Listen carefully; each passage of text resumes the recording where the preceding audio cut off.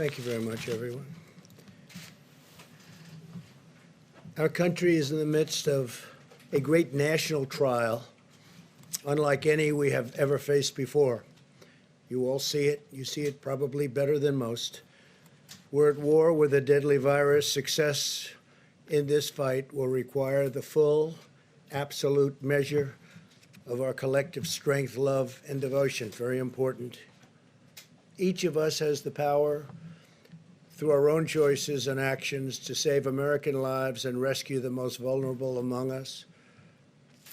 That's why we really have to do what we all know is right. Every citizen is being called upon to make sacrifices.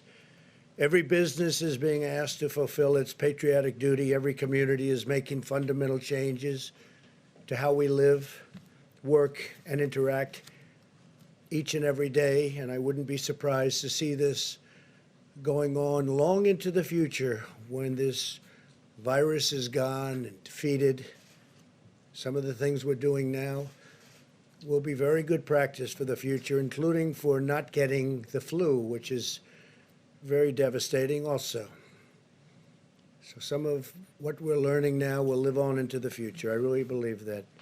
Shaking hands or not shaking hands, washing hands all the time, staying a little apart.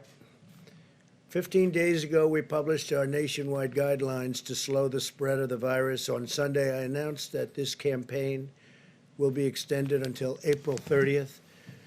In a few moments, Dr. Birx will explain the data that formed the basis for our decision to extend the guidelines, and Dr. Fauci will explain why it's absolutely critical for the American people to follow the guidelines for the next 30 days. It's a matter of life and death, frankly. It's a matter of life and death. I know our citizens will rise to the occasion, and they already have sacrificed a lot. We had the greatest economy in the history of our country. We had the greatest economy in the world. We had the best unemployment numbers and employment numbers that we've ever had by far. And in one instant, we said, we have no choice but to close it up. Just as Americans have always done, they will do a job like few have seen before, and they're proud to do it, and I see that. There's a great pride going on right now. Before we hear from our experts, we have a few other announcements today. The Treasury Department and Small Business Administration announced further details on the Paycheck Protection Program, which was made possible by the $2 trillion relief bill I signed into law last week. Nearly $350 billion in loans will soon be available through lending partners to help small businesses meet payroll and other expenses for up to 2 months. These loans will be forgiven as long as businesses keep paying their workers. This includes sole proprietors and independent contractors. Applications will be accepted starting this Friday, April 3rd. So on Friday, April 3rd, that's when it begins. Earlier today, I spoke with leading internet and phone providers who are doing a tremendous job of keeping our internet and lines of communication flowing under very strongly increased strain. The business is more than anybody's seen before because everyone's inside. They're all making calls. Among the leaders I spoke to were Hans Vestberg of Verizon Communications, Randall Stevenson of AT&T, Mike Sievert of T-Mobile, Thomas Rutledge of Charter Communications, Brian Roberts of Comcast, John Malone of Liberty Media, Dexter Goy of Altice, Michael Combs of Sprint, and Araya Borkoff of Lion-Tree. Also, Pat Esser of Cox Communications and Jeffrey Story of CenturyLink. They're doing an incredible job. If you look at other continents, if you look at Europe, they went a different route than we did, and much different route. We were talking about that just a little while ago. And they're having tremendous problems. Other countries are having problems. Other continents are having problems. But with business at a level that nobody's seen it before, on the internet, it's holding up incredibly well. And they expect that to continue no matter what happened. And no matter how much more it gains, which if it can gain more than it already is, I don't know, because they're setting records.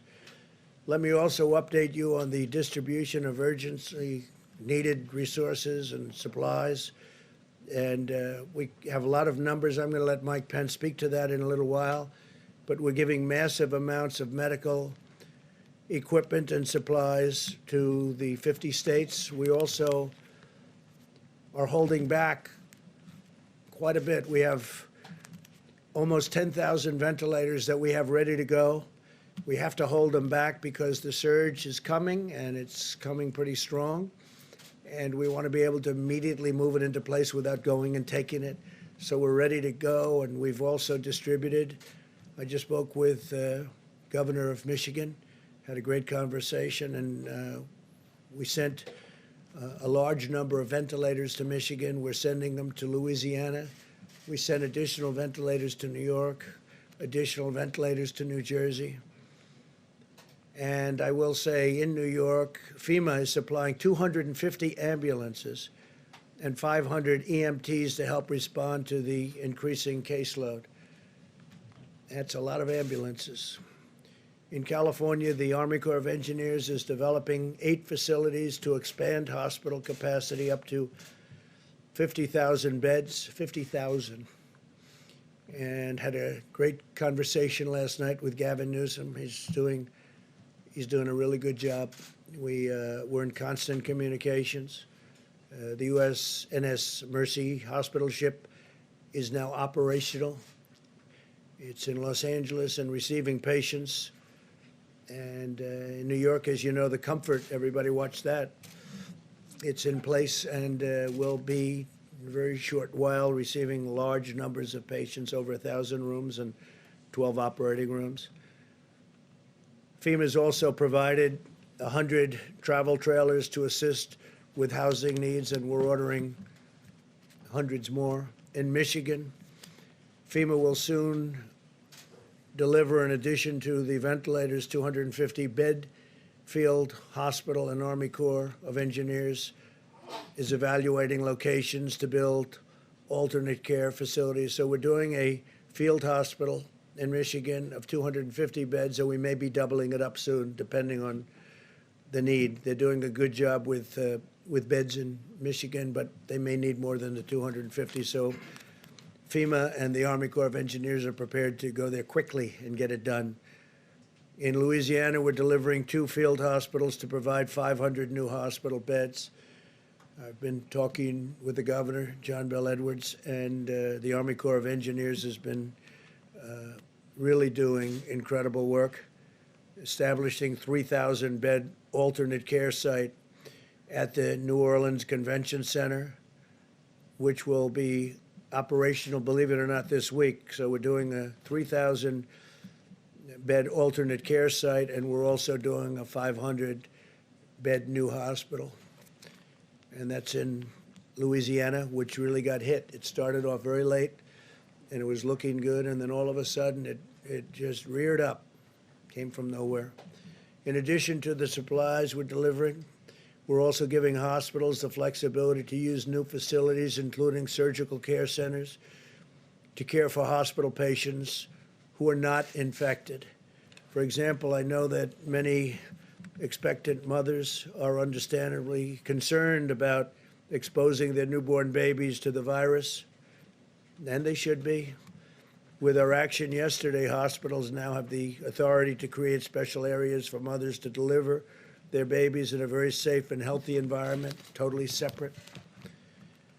Over the past 2 months, the U.S. State Department has organized one of the largest and most complex international evacuation operations in American history. Mike Pompeo has been working round the clock, along with Ambassador O'Brien. Since January 29th, we have successfully repatriated over 25,000 Americans from more than 50 countries. where they were literally stuck, in some cases locked in. And I salute the incredible public servants at the Department of State as well as their counterparts at DHS and HHS who have played such an important role in doing this. You probably read about the young people in Peru and young people in Brazil, and they were absolutely stuck, and we got them out, got them. Almost everybody is out now, back home with their parents, their wives, their husbands. I want every American to be prepared for the hard days that lie ahead. We're going to go through a very tough 2 weeks. And then hopefully, as the experts are predicting, as I think a lot of us are predicting after having studied it so hard, you're going to start seeing some real light at the end of the tunnel. But this is going to be a very painful, very, very painful 2 weeks. When you look and see at night the kind of death that's been caused by this invisible enemy, it's incredible. I was watching last night Governor Murphy of New Jersey say 29 people died today, meaning yesterday, and others talking about numbers far greater. But you get to know a state. I know New Jersey so well, and you hear 29 people, and hundreds in other locations, hundreds in other states. And this is going to be a rough 2-week period. As a nation, we face a difficult few weeks as we approach that really important day when we're going to see things get better all of a sudden. And it's going to be like a burst of light, I really think and I hope. Our strength will be tested and our endurance will be tried. But America will answer with love and courage and ironclad resolve. This is the time for all Americans to come together and do our part. I appreciate a lot of the media. We've had a lot of really good things said. I think only good things can be said when you look at the job that's been done. I just spoke with Franklin Graham, who's an extraordinary person. And Samaritan's Purse has been, like so many others, just been amazing and so fast. They did it so fast. He's been doing that for a long time, but I think people are really seeing what they have done. Franklin Graham, very special family. As we send plane loads of masks and gloves and supplies to the communities battling the plague, and that's what it is. This is a plague.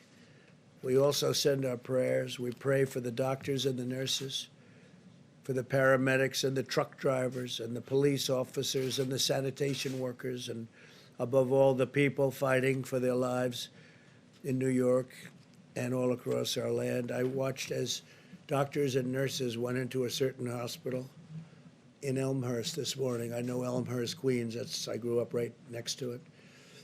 I know the hospital very well. Been seeing it all my life, my young life. And I will tell you that to see the scenes of trailers out there and what they're doing with those trailers, they're freezers, and nobody could even believe it. And I spoke to some of my friends. They can't believe what they're seeing. And I watched the doctors and the nurses walking into that hospital this morning. It's like military people going into battle, going into war. The bravery is incredible, and I just have to take my hat. I would take my hat. If I were wearing a hat, I'd rip that hat off so fast, and I would say you people are just incredible. They really are. They're very brave. They're going in, and they don't know. You have lots of things flying around in the air. You don't know what you're touching. Is it safe? And you also see where you have friends that go into the hospital and you say, how is he doing 2 days later? And they say, sir, he's unconscious or he's in a coma. So things are happening that we've never seen before in this country. And with all of that being said, the country's come together like I've never seen it before. And we will prevail, we will win, and hopefully it will be in a relatively short period of time. With that, I'd like to ask Dr. Birx to come up and show you some of the latest, just the data that has been, I think, brilliantly put together. And right after that, I'm going to ask Dr. Fauci to speak. And Mike Pence is going to give you some of the recent events that have taken place and some of the statistics that we have that I think will be very interesting here. Thank you very much. Please, Dr. Thank you, Mr. President. If I can have the first slide, please. So always, and that's what this slide is labeled, is goals of community mitigation, really highlighting that this begins in the middle and the end with community. It is community and the community of the American people that are going to have to do the things for the next 30 days to make a difference. I think you know from that large blue mountain that you can see behind me, and I just want to thank the 5 or 6 international and domestic modelers from Harvard, from Columbia, from Northeastern, from Imperial, who helped us tremendously. It was their models that created the ability to see what these mitigations could do, how steeply they could depress the curve from that giant blue mountain down to that more stippled area. In their estimates, they had between 1.5 million and 2.2 million people in the United States succumbing to this virus without mitigation. Yet through their detailed studies and showing us what social distancing would do, what would happen if people stayed home, what would happen if people were careful every day to wash their hands and worry about touching their faces, that what an extraordinary thing this could be if every American followed these. And it takes us to that stippled mountain that's much lower, a hill actually, down to 100 to 200,000 deaths, which is still way too much. Next slide, please.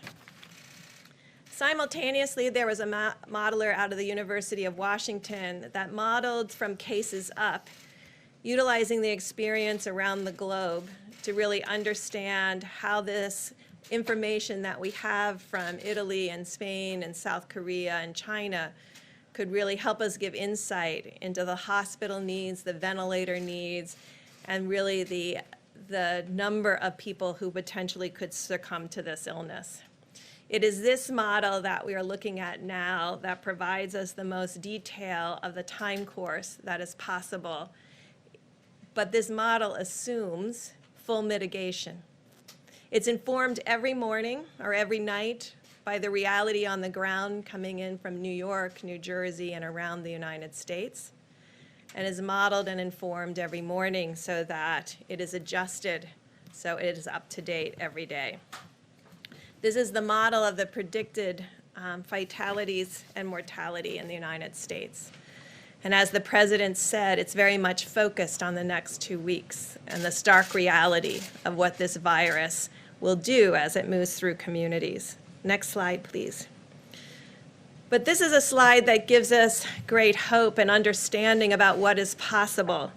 On the bottom of the slide, where you can barely see that blue line at the very bottom, that's the current cases in California, the cumulative cases in California, where they're doing significant testing. The next line up is Connecticut. The orange line is New Jersey. The blue line is New York. The yellow line is Washington. We all remember Washington State. It was just a month ago when they started to have the issues in Washington State, but they brought together their communities and their health providers, and they put in strong mitigation methods and testing. And you can see what the result in Washington State and California is. But without the continuation for the next 30 days, anything could change. Next slide, please. So I'm sure you're interested in seeing all the states. So on this slide is all 50 states and the District of Columbia. But I think it shows in stark reality the difference between New York and New Jersey and other states with similar populations and urban areas. Our goal over the next 30 days is to ensure the states that you see, the 48 across the bottom, maintain this lower level of new cases with the hope that we don't have significant outbreaks in other states and other metro areas as the community comes together to work together and ensure that the healthcare providers around the globe and in the United States are strengthened by our resolve to continue to mitigate community by community. This is done community by community. We all know people are in their states and in their communities. And we're very dependent on each person in the United States doing the same thing, following the presidential guidelines to a T. I know it's a lot to ask because you've done it for 15 days. So if you can show the next slide, please. So this is what gives us a lot of hope. This is the case finding in Italy. And you can see that they're beginning to turn the corner in new cases. They're entering their 4th week of full mitigation and showing what is possible when we work together as a community, as a country, to change the course of this pandemic together. It is this graphic and the graphic of many of the states that gives us hope of what is possible with continuing for another 30 days. Amidst all that hope, I must say that like we warned about Detroit and Chicago, we start to see changes in Massachusetts. New Orleans continues to be a problem of new cases, although they're stabilizing. And I think it really shows the depth of dedication of the American people to the healthcare providers, because they can see the strain that this puts on every nurse, doctor, respiratory therapist, pharmacist, and laboratory technician that's working together to stem this tide of unrelenting sick people coming to their doors. No one has been turned away. No one who has needed ventilation has not received ventilation. But you can see how stressful it is for each of them. So I know it's stressful to follow the guidelines, but it is more stressful and more difficult to the soldiers on the front line. As we started, and we will end, with its communities that will do this, there's no magic bullet. There's no magic vaccine or therapy. It's just behaviors. Each of our behaviors translating into something that changes the course of this viral pandemic over the next 30 days. Thank you. Thank you very much, Dr. Birx. Mr. President, Mr. Vice President. So what Dr. Birx has really said very simply is that there are really two dynamic forces that are opposing each other here. As I've mentioned several times in our briefings, the virus, if left to its own devices, will do that dark curve that Dr. Birx showed you. The other dynamic force is what we are doing, what we're trying to do, and what we will do in the form of mitigation. Now, these are very revealing bits of data because you saw what happened in Italy, where you make the turn around the curve and you go. That doesn't happen all at once. It's a stepwise fashion. And if I explain the steps, which I will, you'll see why we are really convinced that mitigation is going to be doing the trick for us. Because what you have is you have an increase in new cases at a certain rate. When the increase in new cases begin to level off, the secondary effect is less hospitalizations, the next effect is less intensive care, and the next effect is less deaths. The deaths and the intensive care and the hospitalization always lag behind that early indication that there are less new cases per day, the way we saw in Italy, and the way we're likely seeing, I don't want to jump the gun on it, we're seeing little inklings of this right now in New York. So what we're going to see, and that's we got to brace ourselves, in the next several days to a week or so, we're going to continue to see things go up. We cannot be discouraged by that because the mitigation is actually working and will work. The slide that Dr. Birx showed, where you saw New York and New Jersey, and then the cluster of other areas, our goal, which I believe we can accomplish, is to get the hotspot places, the New Yorks, the New Jersey, and help them to get around that curve. But as importantly, to prevent those clusters of areas that have not yet gone to that spike, to prevent them from getting that spike. And the answer to that is mitigation. Now, the 15 days that we had of mitigation clearly have had an effect, although it's tough to quantitate it because of those two opposing forces. But the reason why we feel so strongly about the necessity of the additional 30 days is that now is the time, whenever you're having an effect, not to take your foot off the accelerator and on the brake, but to just press it down on the accelerator. And that's what I hope and I know that we can do over the next 30 days. And as I said the other day and on one of the interviews, we are a very strong and resilient nation.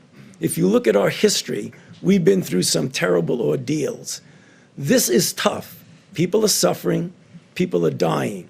It's inconvenient from a societal standpoint, from an economic standpoint, to go through this. But this is going to be the answer to our problems. So let's all pull together and make sure, as we look forward to the next 30 days, we do it with all the intensity and force that we can. Thank you.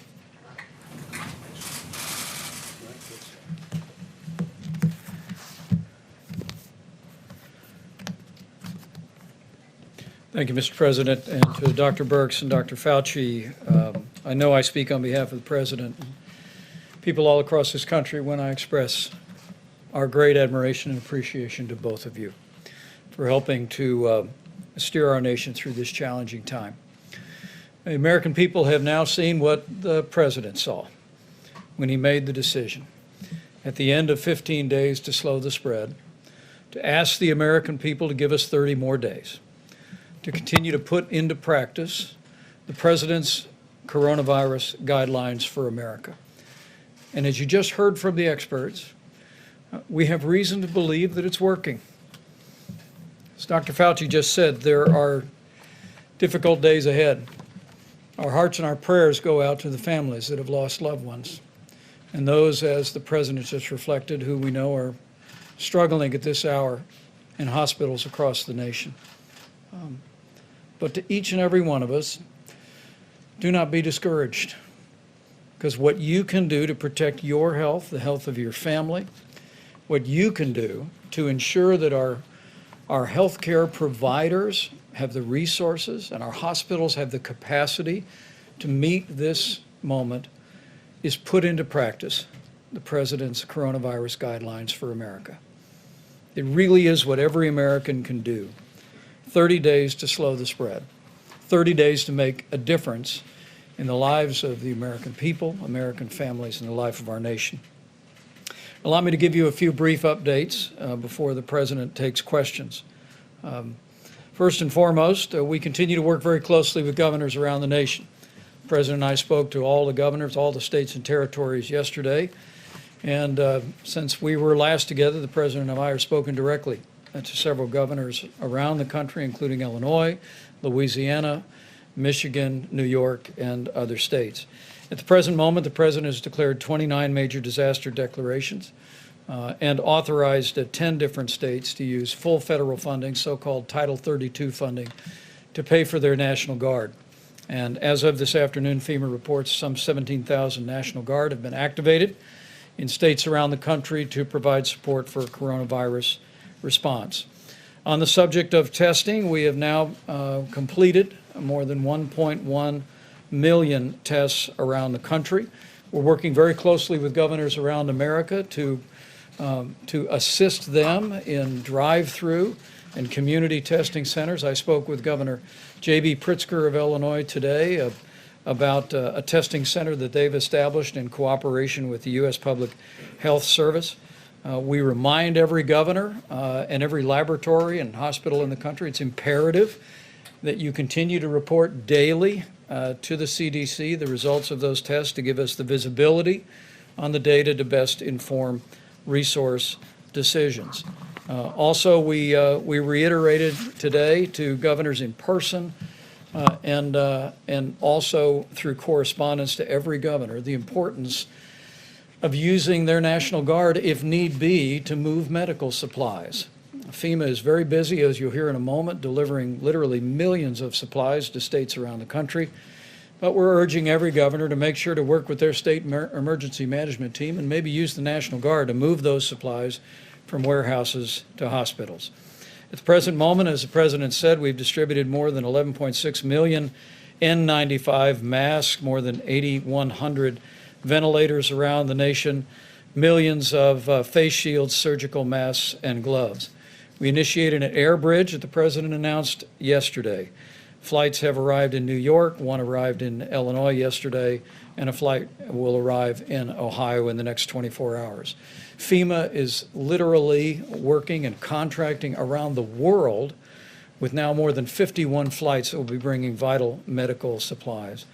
On the subject of ventilators, FEMA is currently delivering 400 ventilators to Michigan, 300 to New Jersey, 150 to Louisiana, 50 ventilators to Connecticut, and in the last week and in the week ahead, more than 450 ventilators to Illinois. This is in addition to more than 4,400 ventilators that the President and FEMA directed to the state of New York. We just want people that are working on the front lines that the President just spoke about, Dr. Birx and Dr. Fauci spoke about. We want you to know help is on the way. And at the President's direction, we're going to leave no stone unturned anywhere in America or anywhere in the world to make sure that you have the resources and the equipment to do your job. So again, I want to just say thank you, America. Thank you for stepping up. Thank you for putting into practice the 15 days to slow the spread. And thank you for the response that tens of millions have already had for the 30 days to slow the spread. We encourage each one of you, as we have governors around the country, to spread the word about the guidelines. Listen to your state and local authorities in areas that are more greatly impacted. We continue to urge people in the areas of New York, New Jersey, and Connecticut to refrain from travel around the country, and people who've traveled from that area, check your temperature and self-quarantine for 14 days. You can see from that chart the unique challenges people in the greater New York City area are facing with the coronavirus, and we want to do all that we can to protect your health, focus resources on the community, and prevent unnecessary spread. Lastly, as the President highlighted yesterday, businesses around America are stepping up as never before. Tomorrow, I'll travel with Secretary Sonny Perdue to Gordonsville, Virginia, to the Walmart Distribution Center, just so the American people can see firsthand how the food supply is continuing to roll on 18 wheels and through air freight all over America. And we thank again the grocery store operators around America and everybody that's working out on the highways and byways every day to keep that food supply rolling and rolling strong. And to the American people, though, we just want to assure you that we're going to continue to work our hearts out to make sure our healthcare providers have everything they need, that anyone struggling with coronavirus has the support and healthcare they need. I'm absolutely confident. Seeing the way our governors are responding, seeing this team the President has assembled in the White House Coronavirus Task Force, confident of the prayers of the American people that we'll get through this, but it will take all of us doing our part, and we'll get through it together. Just to be clear, what is the projected death toll should people be reasonably good at following these mitigation measures? Well, if they're reasonably good, I guess we could say that I'd like to have maybe Dr. Fauci or Deb come up and say, I mean, I have numbers, but I'd rather have them say the numbers if you don't mind. It's a big question. So of course, this is a projection, and it's a projection based on using very much what's happened in Italy and then looking at all the models. And so as you saw on that slide, that was our real number, that 100,000 to 200,000. And we think that that is the range. We really believe and hope every day that we can do a lot better than that. Because that's not assuming 100% of every American does everything that they're supposed to be doing. But I think that's possible. Over the next 2 weeks, you said that the next 2 weeks are going to be very painful. Is the bulk of this going to happen over the next 2 weeks? You have an upslope. So as mortality, the fatalities to this disease will increase, and then it will come back down, and it will come back down slower than the rate at which it went up. And so that is really the issue, how much we can push the mortality down. So our hope is to get that down as far as we possibly can. The modeling that Dr. Berg showed predicts that number that you saw. We don't accept that number that's what's going to be. We're going to be doing everything we can to get it even significantly below that. So, I don't want it to be a mixed message. This is the thing that we need to anticipate, but that doesn't mean that that's what we're going to accept. We want to do much, much better than that. But doctor, when we look at the curve, it goes much further in time. So we would have death and cases for much longer. I mean, we do expect So you can put up slide number 2. So that's a generic, I'm sorry, if you can go back to the slides and put up slide 2. Okay, so what I showed you was a generic picture of what happens in an epidemic when you mitigate. So no mitigation, mitigate. This is based on the experience around the globe with this particular virus. And so it does have a tail, but the peak you can see by this projection, and this is the IHME data, the peak is over the next 2 weeks, and this is tracking mortality, so the number of fatalities from this virus. And so that's the part that we think we can still blunt through the superb medical care that every client is receiving, but also even more stringent people following the guidelines. I can't see the small characters, but are we seeing death until June? I can't really. This is June. This is June, so we would still see problems and deaths in June. It's a projection. It's a projection, of course. So, just getting back to what I said about the stepwise thing, deaths always lag. So you will be seeing deaths at a time when, as an epidemic, we're doing really, really well, because the deaths will lag.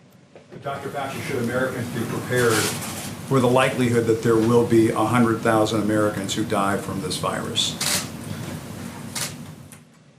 The answer is yes. We need, as sobering a number as that is, we should be prepared for it.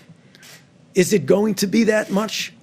I hope not, and I think the more we push on the mitigation, the less likelihood it would be that number. But as being realistic, we need to prepare ourselves that that is a possibility, that that's what we will see. A very short period of time for that to happen. Right. Can the country handle that in such a short period of time, within a couple of months?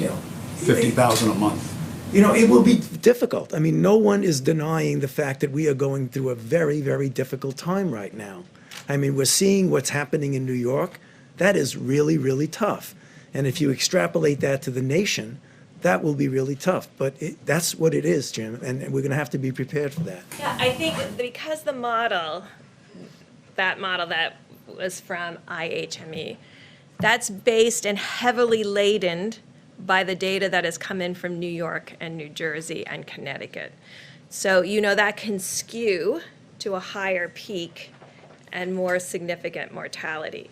If all of the other states are able, and all the other metro areas are able to hold that case number down, then it's a very different picture.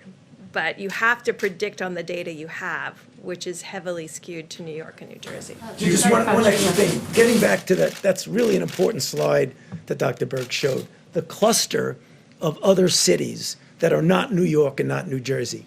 If we can suppress that from any kind of a spike, the numbers could be significantly lower than what we're talking about. You have some cities that are not following these Right, guidelines. and that's the very reason my close. plea at the end of my remarks, Jim, that now is the time to put your foot on the accelerator, because that's the only thing that's going to stop those peaks. Dr. And Fauci. some of the cities are doing very well, as you see, very well at this early stage. But the number, the doctor said 100,000, the number is between 100 and 200,000, maybe even slightly more. But we would hope that we could keep it Can we have the under. next slide or Mr. the President. slide after that? Just go, one more slide. Perfect, yeah, thank you. Would you tell cities that aren't doing what, New York, New Jersey, Washington, the cities that have been taking charge in all of this, would you urge some of the cities that haven't been doing this, Mr. President, to get with the program. Well, I would, but if you see New York, I believe the blue is New York. New York is having a much harder time than other of the cities. Certain cities are doing, actually, if you look down here, an incredible job. They were early, they were very, very firm, and they've done an incredible job. This is New Jersey, New York. This is, I mean, if you remember, California and Washington State were down here, and they had some of the earliest cases. But we're seeing places in Florida not doing what New York and New Jersey have been doing, what Washington State has been but doing. they're doing very well with comparison. Mr. Mr. President. President? Yes, John? Could maybe direct a question to you and then to Dr. Fauci as well.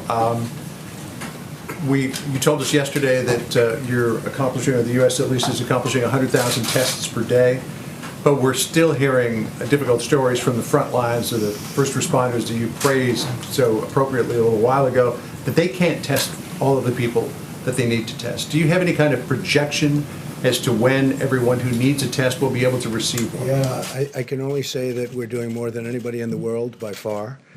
We are testing highly accurate tests. These are tests that work. As you know, many tests are being sent to countries and they're broken. Well, we're doing, every day we get, and the word is exponential, we are getting more and more and more. And now we have the new test that you saw yesterday. That's going to be rolled out, I think, tomorrow or the next day. And that's going to take only a few minutes, literally a few minutes to see the result. And it's a highly accurate result. I mean, tests were given out not by us, by other countries, where there was a 50-50 chance that it was wrong. What kind of a test is that? These are highly accurate tests, but the new tests that are coming out are very quick, and they were just developed. Abbott Labs did the one yesterday. So we're doing more than anybody in the world by far, and they're very accurate tests, and we're getting a lot of information from those tests.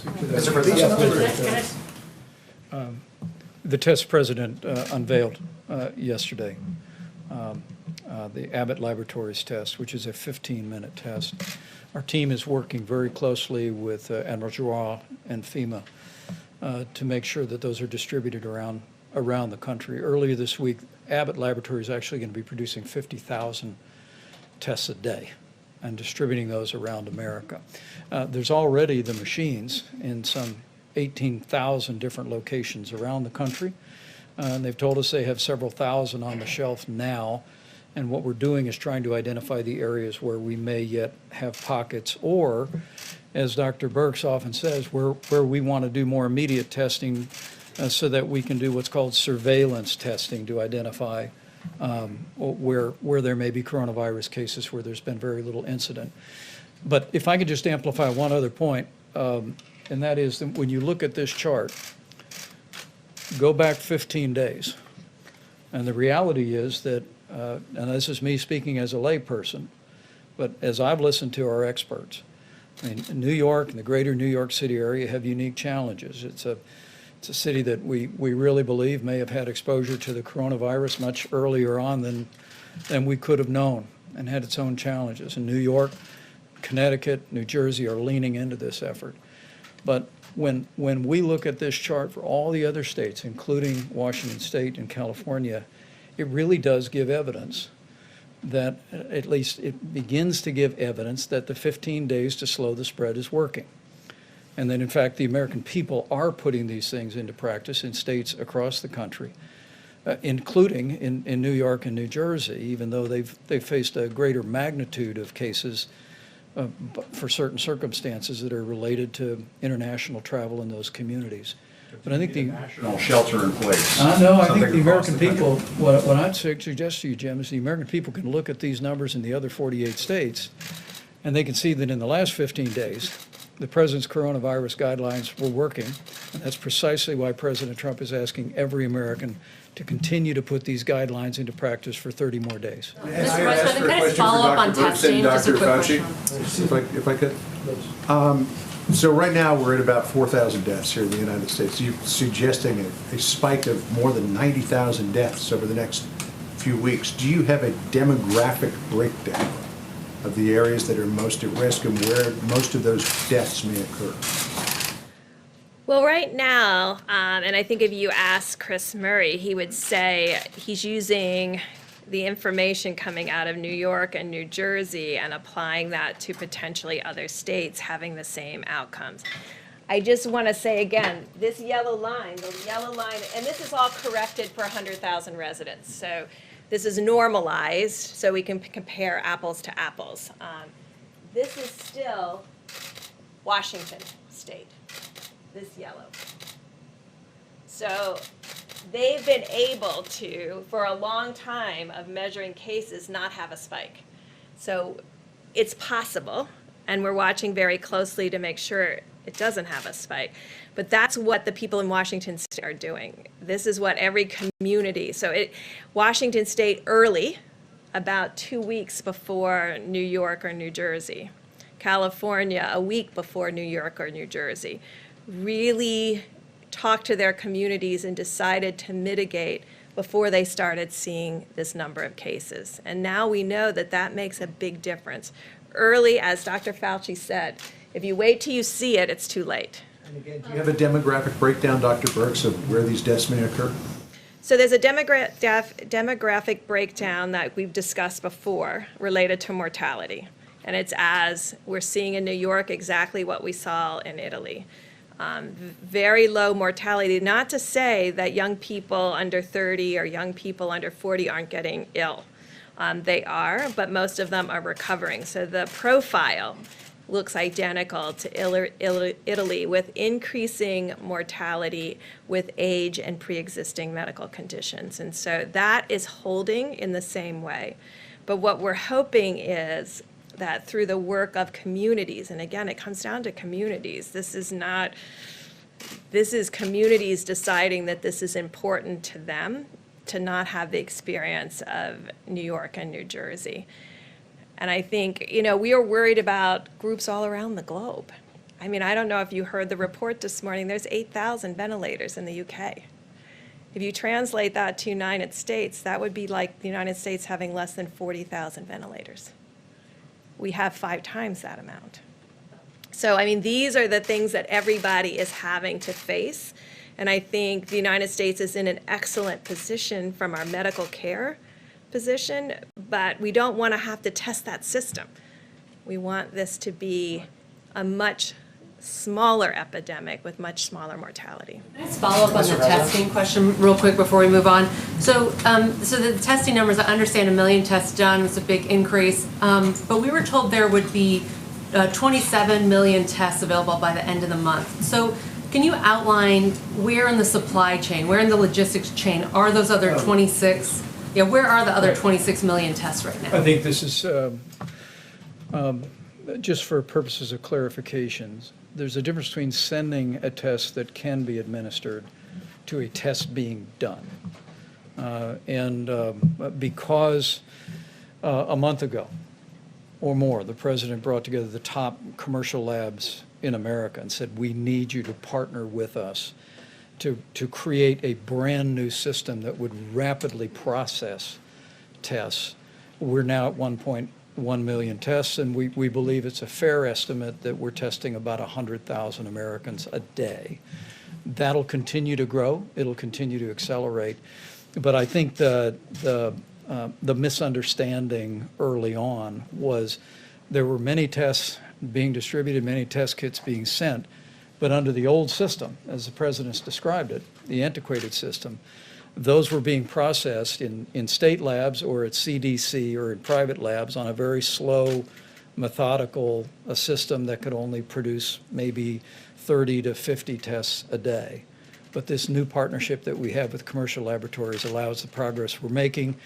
But the breakthrough with Abbott Laboratories now moves to point of care, which means you're going to have devices and tests that people will literally be able to take at their doctor's office, at a hospital, at a clinic, at a nursing home, and have the results in 15 minutes. So those 26 million tests we were talking about, were those tests under the old antiquated system? And Yes. now, so are we still even using those 27 million tests, or have we just completely moved on to the point The of answer care is tests? yes, now through the new system. Even today, which is, I have to say, coming out of laboratories and developed tests and worked on vaccines and then gone to the field to actually combat epidemics, it is disappointing to me right now that we have about 500,000 capacity of Abbott tests that are not being utilized. So they are out, they're in the states, they're not being run and not utilized. So now we have to figure out, how do we create awareness? Because sometimes when you put an early platform out, like our first platform out in the high speed was Roche. So you get that out, people get dependent on that, and then don't see that there's availability of other tests. So right now, there's over 500,000 tests sitting, capacity, that are not being utilized. So we're trying to figure out, how do we inform states about where these all are? How do we work through every laboratory association so they're aware? And how do we raise awareness so people know that there's point of care, there's Thermo Fisher, there's Abbott testing, and there's Roche. And if you add those together, that's millions of tests a week. They're not being reported. And they're not, and so those They're are used, the, but they're not being reported. or they're not even being used. So that's what's really, so that's what we're working on. What's the reason for being used? Because when people get used to a single platform, they keep sending it back to that lab. So it's getting in a queue to wait to get on a Roche machine rather than being moved to this other lab that may have Abbott capacity, because they're all in different laboratories. And so I think, well, actually, Admiral Giroir is figuring it out to really create some kind of visual so that every governor and every health commissioner can see all of their capacity in their countries, in their states, county by county, so that they know where the tests are. So we pushed a lot of tests out, but they're not all being utilized. And it's up to the people, and they don't send them back. They use them, they don't send them back. And Doctor, go ahead, please. No, Dr. Birx explained it very, very well. I just want to get back, John, to your question. It's a logical question. When you look at the number, you want to know what the demography is going to be. This is a number that we need to anticipate, but we don't necessarily have to accept it as being inevitable. And that's getting back to what I'm saying about, we can influence this to a varying degrees. And if we influence it to the maximum, we don't have to accept that. That's something we need to anticipate. But I want to do, all of us want to do much, much better than that. On that front, what do the models suggest is on the low end if you have full mitigation? Well, it says That was between full 100 and mitigation. 200,000. That was full mitigation. It says 100 to 200,000, anything, which is a lot of people, right? It's a lot of people. Well, you didn't ask the other question. What would have happened, because this is the question that I've been asking Dr. Fauci and Dr. Birx for a long time, and they've been working on this for a long time. The question is, what would have happened if we did nothing? Because there was a group that said, let's just write it out. Let's write it out. What would have happened? And that number comes in at 1.5 to 1.6 million people, up to 2.2 and even beyond. So that's 2.2 million people would have died if we did nothing. We just carried on our life. Now, I don't think that would have been possible, because you would have had people dying all over the place. This would not have been a normal life. How many people have even seen anybody die? You would have seen people dying on airplanes. You would have been seeing people dying in hotel lobbies. You would have seen death all over. So I think from a practical standpoint, that couldn't have been carried out too far. But if you did nothing on the higher side, the number would be 2.2 and maybe even more, and on the lower side, 1.6 million people. Understood, but if 100,000 is the number with full mitigation, how do you push it? How do you push it lower? So, no, we'll go together. We've been at this a long time. You go first. So, John, it's an obvious, very good question. If this is full mitigation and it's 100,000, why am I standing here saying I want to make it better? Because that's what the model tells you it's going to do. What we do is that every time we get more data, you feed it back in and relook at the model. Is the model really telling you what's actually going on? And again, I know my modeling colleagues are going to not be happy with me, but models are as good as the assumptions you put into them. And as we get more data, then you put it in, and that might change. So even though it says, according to the model, which is a good model that we're dealing with, this is full mitigation. As we get more data, as the weeks go by, that could be modified. Why does the model now, the top line on the lowball estimate, why does that not top out? I think it said 240,000, not 200,000. Is that a change? Is that because the states haven't been doing enough? It just has to do with if you had more New Yorks and New Jerseys, Chicago, Detroit, LA, Dallas, Houston, all of our major cities modeled like New York. That's what gets us into trouble. But I am reassured by looking at the Seattle line, by looking at the LA line, by looking at what California's been able to do, that is not something that I don't believe that's going to happen. That is the outside case of having 10, 15 metros like New York and the New Jersey metro area. New York had community spread pretty early undetected, so don't many of those other states, if not more of them, who had even less information, aren't they likely to see the same spike? Well, California and Washington State reacted very early to this. Yes, Washington State had some of the earliest infections. They have kept it low and steady, and for now a month has been tracking it with a small increase in the number of cases, but not this logarithmic form of the virus. And so that's the piece that we're trying to prevent. That's the piece that we're trying to prevent in New Orleans, in Detroit, in Chicago, and in Boston right now. And trying to make sure that each of those cities work more like California than the New York metro area. Mr. President, I just wanted to get your thoughts on face masks. We asked you about this yesterday, and you signaled you were thinking about it. Yeah, just to end the last topic, though, I think I can say this because I spoke to Dr. Birx before and to Dr. Fauci. For whatever reason, New York got off to a very late start. And you see what happens when you get off to a late start.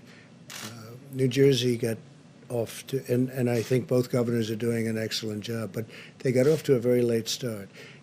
When you look at Washington State, if you remember, that all started in a very confined nursing home.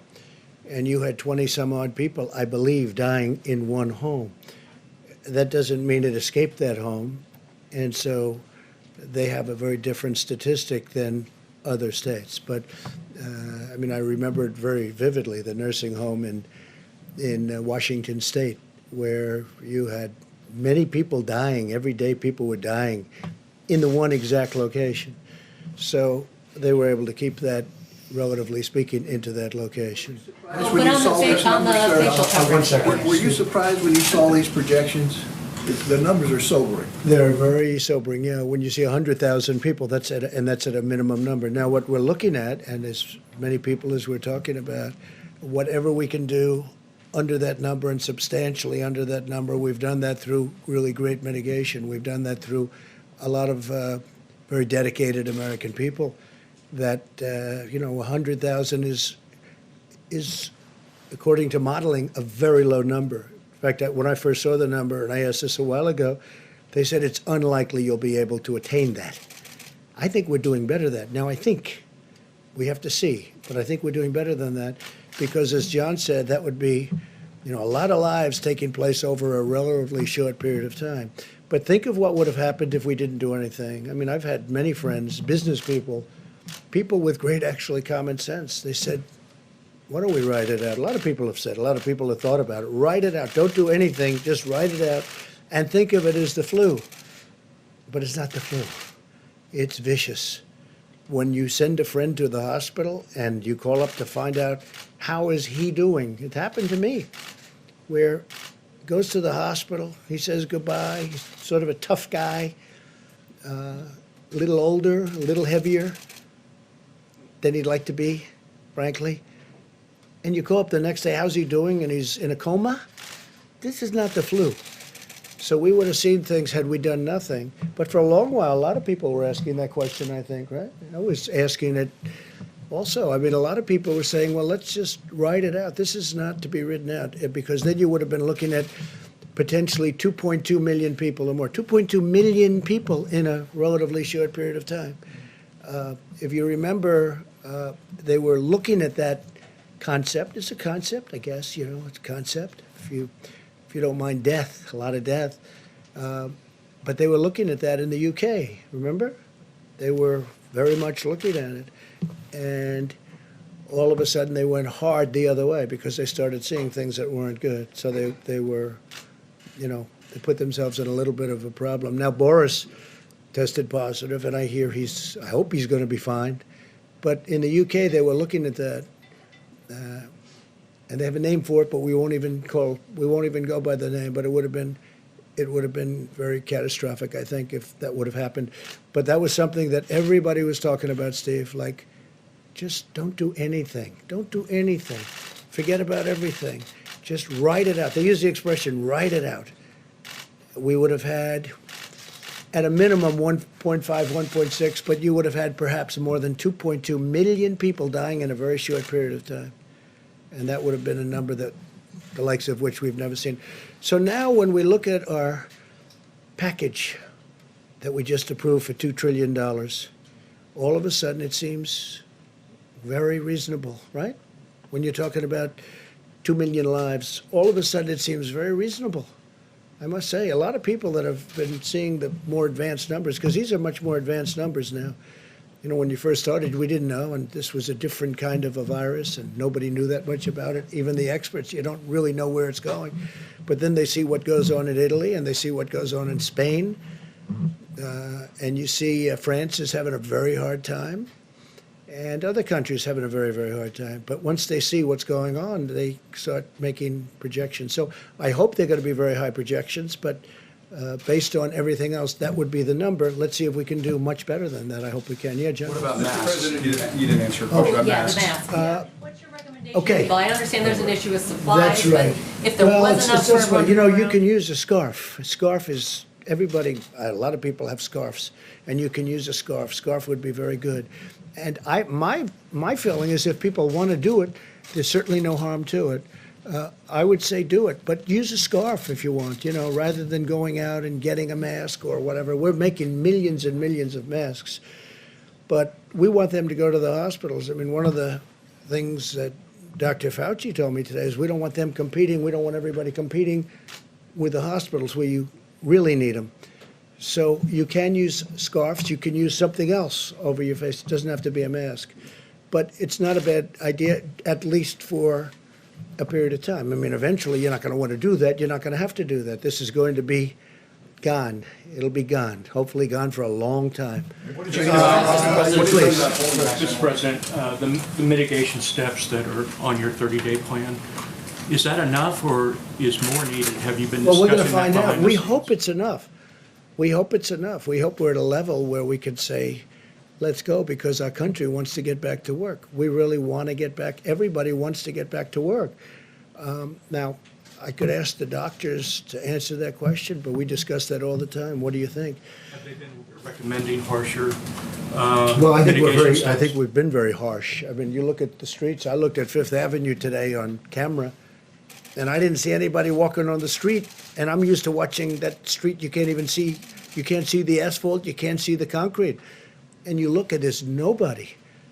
There was one car. It looked like it might have been a taxi cab, and it was in a time of the morning that normally there'd be a lot of people. I mean, I think the mitigation's been very strong. Please. Mr. President, will you confirm your plans to defer tariff payments for 90 days? And secondly, on I didn't do anything about tariff payments. I don't know who's talking about tariff payments. They keep talking about tariff payments, and we haven't done that. China's paying us. We made a deal with China. Under the deal, they're paying us 25% on $250 billion, and they pay it. And I spoke with President Xi the other day, and he didn't mention that. We didn't mention that. We had a great conversation, by the way, a really productive conversation having to do with many things. Most of it was on the virus, but we're not talking. Who are you with? Who are you with? If I could just clarify. Whoa. Who are you with? Wall Street Journal. That there's reporting by the Wall Street Journal and Bloomberg that there's a plan in Yeah, I motion. know it's incorrect reporting. To Well, they might be, but I'm going to have to approve the plan. The one thing I will tell you, I approve everything, and they haven't presented it to me. So therefore, it's false reporting. So therefore, don't do the story. If we're going to do something, I'd be glad to let you know. There's nothing wrong with doing it, but we'll let you know. Yeah, please, let a couple of back, then we'll get back to you, Jim. Go ahead. Thank you, sir. Philip Whiteman with Real Clear Politics. I wanted to ask you about individual states issuing stay-at-home orders. What do you think, for instance, in Florida, Ron DeSantis has resisted urges to issue one of those, but he said moments ago that if you and the rest of the task force recommended one, that would weigh on him heavily. What sort of circumstances need to be in place for you to make that call and say this is something you should consider? Different kind of a state. Also, great governor, knows exactly what he's doing, has a very strong view on it. And we have spoken to Ron. Mike, do you want to just tell him a little bit about that? Well, let me echo our appreciation for Governor DeSantis' leadership in Florida. He's been taking decisive steps from early on and working closely with our team at the federal level. But let me be very clear on this.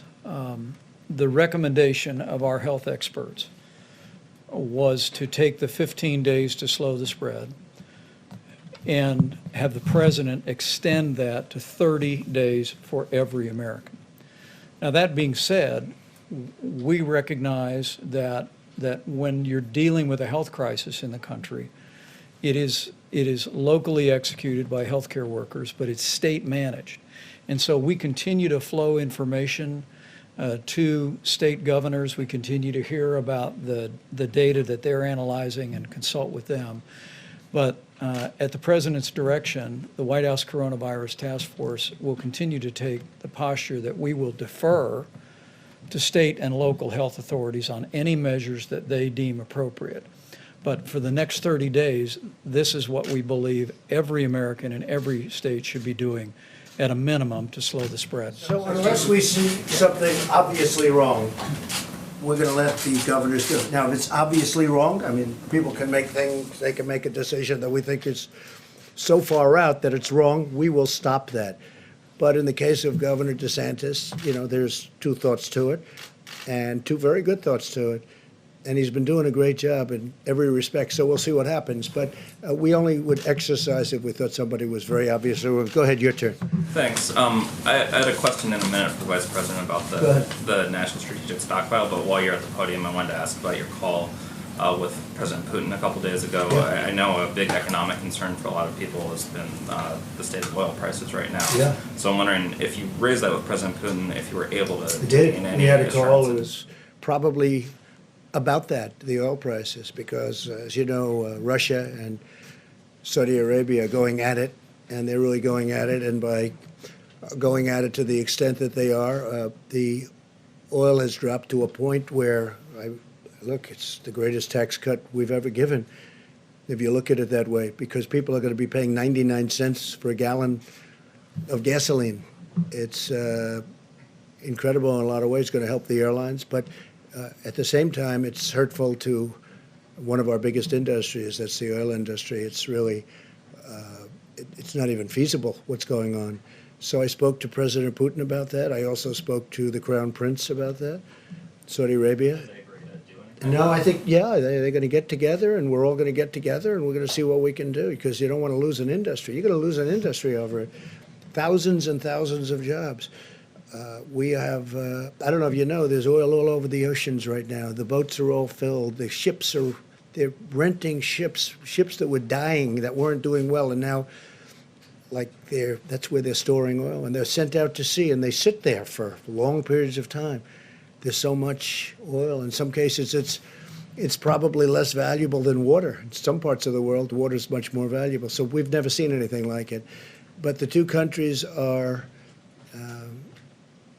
discussing it, and I am joining at the appropriate time if need be.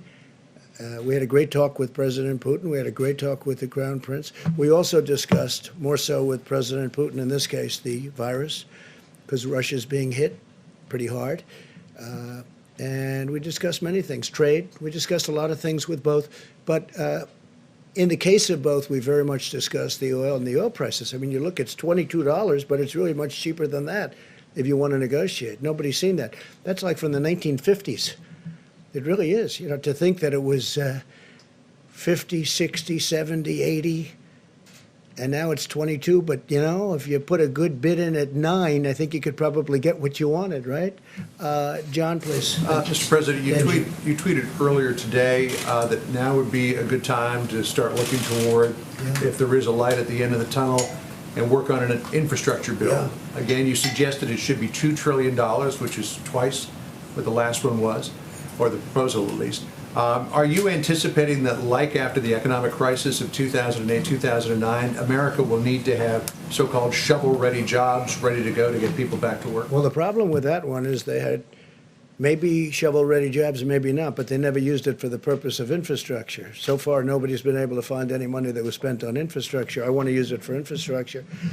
And one of the reasons I'm suggesting it, John, is we're paying 0 interest. The United States is paying almost 0 interest rate. The Federal Reserve lowered the rate, the Fed rate, and that and a combination of the fact that everybody wants to be in the United States. You know, we have a dollar that's very strong, and I know that sounds good, but it does make it hard to manufacture and sell outside because other currencies are falling and our currency is very strong. It's very, very strong. Proportionately, it's through the roof. So we have a strong dollar. People want to invest in the United States, especially nowadays where they're looking at safety. They have all of the problems, plus the virus at 151 countries. They all want to come into the United States. And so we have a 0 interest rate, essentially. And I said, wouldn't this be a great time to borrow money at 0 interest rate and really build our infrastructure like we can do it? So the plan was, the Republicans had a plan of about 750. I would say they were at 7.5. You had the Democrats were a little less than $1 trillion. The Republicans were a little bit less than that. And I'm suggesting $2 trillion. We redo our roads, our highways, our bridges. We fix up our tunnels, which are many of them in bad shape, like coming into New York, as you know, really bad shape. And we really do a job on our infrastructure. And that doesn't mean we're going to do the Green New Deal, because I won't do it. I won't approve it. We're not going to do the Green New Deal and spend 40% of the money on things that people just have fun with. How would you pay for it, sir? We're going to borrow the money at 0% interest. So our interest payments would be almost 0, and we can borrow long term. People want to be in the United States. They want to be invested in the United States. Go ahead, Jim. I wanted to get back to the virus. You were saying at the beginning of the press conference that you're looking at holding back 10,000 ventilators. Is that because you need to pick and choose where these ventilators are going to have to go because of the nature of the pandemic? Right. Good how question. it's spreading? And also, I just wanted to ask Dr. Fauci and Dr. Birx, if it's possible after you finish, is that part of the reason why you're projecting 100,000 to 200,000 deaths, that there are going to be some people who aren't going to be able to get ventilators or be put on a Actually, ventilator? just the opposite, because we're holding back. We have almost 10,000, and we're holding because we're going to need them over the next couple of weeks as the surge goes on. You see the chart. We haven't hit the top yet, and we have to be able to move them immediately. And we can't take them, because it's going to be very hard to do that. We can't take them to places that aren't needing them. Plus, we have requests for ventilators in hospitals and in states and cities that don't need them, in our opinion. They don't need them. They won't need them at the top. So we're holding it back for flexibility. We actually just took 600 and we sent them to different locations today. But we have close to 10,000, and we'll be able to get them, and we're all set to march. We have the National Guards and we have Fema, and we're all set to move them to the places. So as per your second question, what we're going to do is save lives because of it, because otherwise we would not be able to get to the ventilators. And we don't know what the hottest spot is. Ventilator shortage right now? In some areas we might, but we've done a great job with ventilators, and we're having them made unbelievable. We have now 11 companies making ventilators. Now they'll be starting to arrive in the next week, but we've also grabbed a lot of them. Some hospitals had more than they were saying, or at least more than we knew about, which is a good thing, not a bad thing. But we want to be able to have, I guess the word would be flexibility, so that if the surge turns out to be much stronger in Louisiana, which it could, that we can immediately bring 1,000 or 2,000 to Louisiana. Otherwise, we wouldn't be able to get them. We wouldn't be able to say, listen, Governor Cuomo in New York, we want to take ventilators away from New York. And they'll say, well, we can't do that. It would be a disaster. So we have great flexibility. Now, when the surge occurs, if it occurs fairly evenly, we'll be able to distribute them very quickly before they need them. But we have a reserve right now. It's like having oil reserves, except more valuable, frankly. But we have a reserve right now, and we'll be able, and we also have a great team of people ready to deliver. They can move them fast. So when we see it going up in a certain state, and Louisiana could be one, and Michigan could be another with Detroit, because Detroit is having a lot of hard time right now. Detroit came out of nowhere, and that's what happens with this. It comes out of nowhere. So we are ready, Jim, depending on what happens, and we have a stockpile, and that's why it's called a stockpile. Now, a lot of the ventilators and a lot of the other equipment, rather than sending it to the stockpile, we had it sent directly to a hospital, to a location, to a place. So we didn't have the cumbersome nature of having it come in, unboxed, put in, and then delivered. We have it brought, which they've never done before. They don't do that. Generally speaking, they don't do that. But I think, Mike, we've had tremendous success at doing that. That's for other items, including ventilators, where it's brought to the site that needs it. But we have a good supply of ventilators, and we're ready to go. We're all ready. We have trucks ready. We have everything ready, because, as we're saying, John, this could be a hell of a bad 2 weeks. This is going to be a very bad 2 and maybe even 3 weeks. This is going to be 3 weeks like we haven't seen before. Should the hospitals be prepared for that? We're hearing from Well, I some think the hospital workers hospitals- saying that they're facing what looks like a medical war zone in some Yeah, of these places. they are going to be facing a war zone. That's what it is. I've heard some of the paramedics and some of the doctors. They said they've been in war zones. They've never seen anything like this. You look at Elmhurst Hospital in Queens. I've never seen. I mean, I just think it's so, because that's a hospital that's near where I grew up. And it is a war zone in a true sense. Yeah, please. Yeah, on the ventilators, so we've been hearing from governors who say they are fighting amongst themselves, essentially bidding amongst They themselves to shouldn't get be these doing that. ventilators. If that happens, they should be calling us.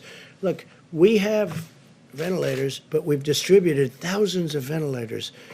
But they shouldn't be doing that. And if they need them that badly, we know. We have pretty good ideas of where they're going to need them. Some people, frankly, think they need them and they don't need them. I don't want to mention names, but there are some people that want them, and it's really not the right thing. Then you have some people that, I guess, automatically hoard a little bit. They want to have more than they think they need. But, a ventilator is a very precious piece of equipment right now. It's hard to make. It takes a long time to make it. It's complex. Some of them are like the dashboard of an airplane. I mean, they're very complicated and very expensive machines, and some are much simpler. But we're ready to go depending on what happens. But we have some hospitals in some states that think they need ventilators, and we don't think they do. Now, if they do need them, we will have them there before they need them. We'll be able to move very quickly. So you're confident What about the that, hydroxychloroquine? Is there any early data on these trials? Nothing that I've heard. I mean, that's the first question I make every morning. I tell you, I call up, we have 1,100 in New York right now, and we have other locations where where people are taking them.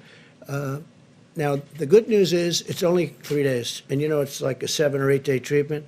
The good news is we haven't heard anything bad. In other words, there have been no catastrophic events. But we haven't, it's a little bit too soon to talk about it. It would be a total game changer, John, if that happened. If that happened, it would be a game changer. And we include that, and I think in all cases, the Z-Pack, you know what the Z-Pack is. So we're going to see what happens with the hydroxychloroquine.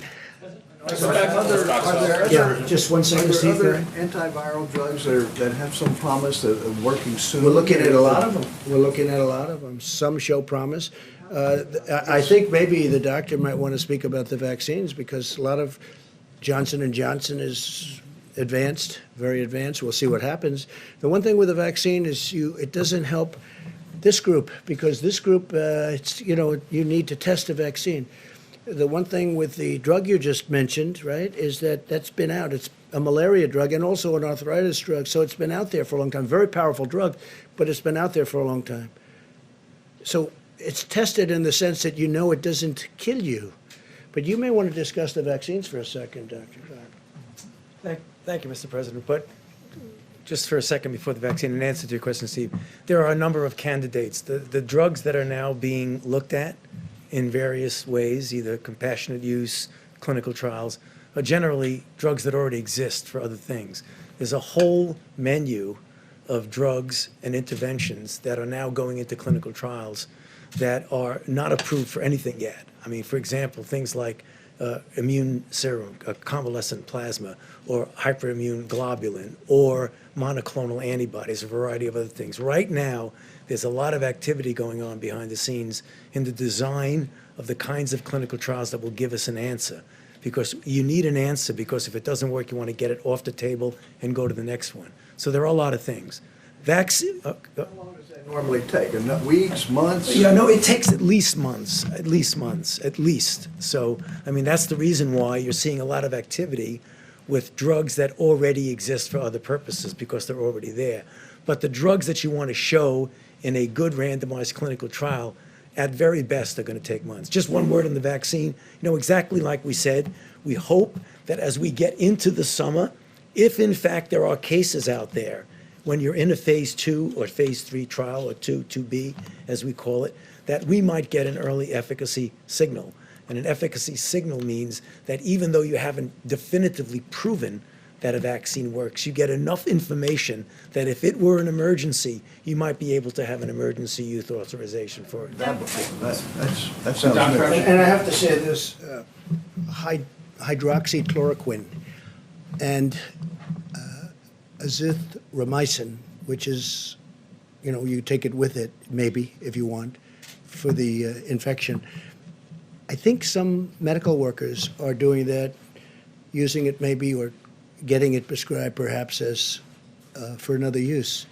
But the word is that some are and some aren't. I mean, I think it's not a bad idea to do it, but that's up to the doctors. But there is a theory going around that in our country and some other countries, people are taking that work in the hospitals, that work with the patients, because there is some evidence. And again, it's going to have to be proven. It's very early. You know, we're rushing this stuff through. This was supposed to take a long time to be approved, and I prevailed upon the FDA to get it approved immediately on the basis that it was already on the market for a lot of years for another use. Malaria, mostly, and arthritis, but mostly malaria.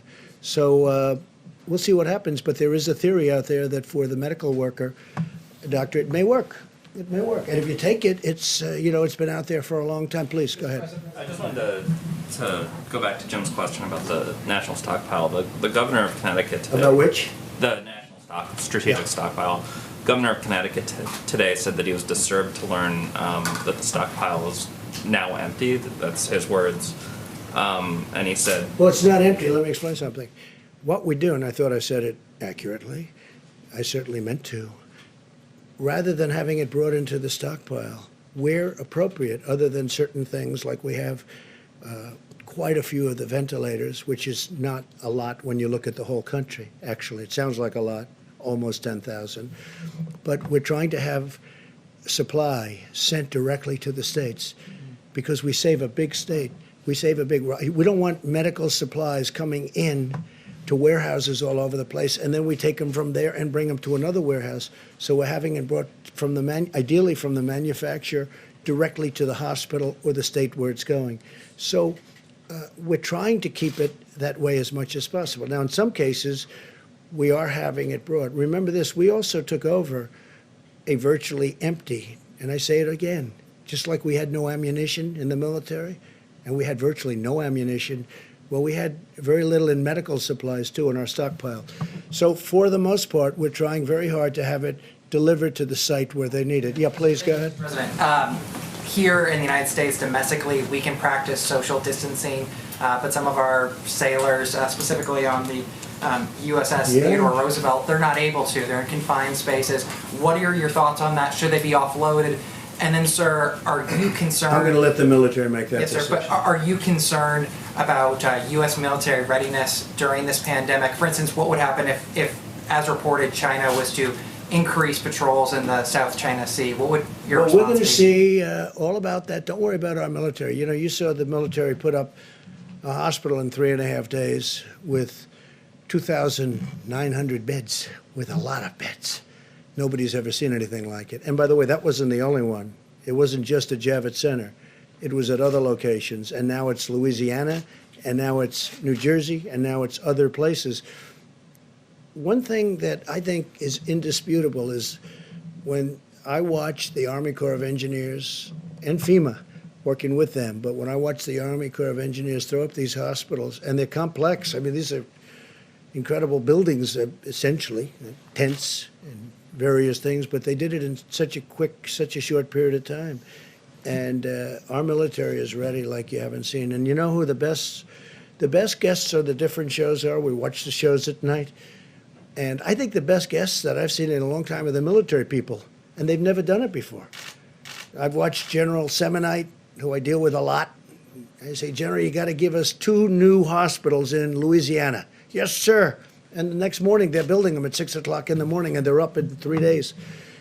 I think they're the best guests you have. I guess I'm tired of the other guests, in all fairness. What kind of message do you have? Okay, Jim, go ahead. Yes, this may be an uncomfortable question, but what would the models have looked like that Dr. Birx and Dr. Fauci showed us if we had started these social distancing guidelines sooner, in February or January, when China, South Korea were doing those sorts of things? Well, I'm going to let them answer that. In terms of what information we're getting from them, but if we had started these practices sooner, could these models be different right now? I'm going to let them answer the question, but remember this, and again, I say it, and everybody says it. You know who says it better than anybody is Dr. Fauci. I had a decision to make. Maybe it was my biggest decision. China was heavily infected, and thousands of people were coming from China to the United States. And against the wishes, not even wishes, but they disagreed with the decision, I made a decision to stop China from coming in. Took a lot of heat, even from China. They weren't exactly happy. I just made a trade deal, a big one, $250 billion trade deal, and I'm shortly thereafter saying you can't come into our country. That was a big decision. That was earlier than the dates you're talking about. So that was a big decision. That was probably, and by the way, not because I did it, that was probably the biggest decision we made so far. But if you look at the one graph, the problem New York has is New York started late, but the other ones didn't start so late. Now, New York is also more complicated because, you know, for obvious reasons, but it got a late start. But do you want to maybe answer those questions? I don't know if you can go back to slide 2, because I wanted to explain 2 things that I think is really important, because we had a lot of questions about mortality and what it meant. Okay, so you see this confidence interval? So here's the line. This is the confidence interval. This is where we have the ability to push it down. So you have a large confidence interval around the line. And so we're trying to move that gray down tighter and below the dotted line. So I think that's really important. And then if you can go to the next slide. So we really can't answer your question until we can get antibody testing out there.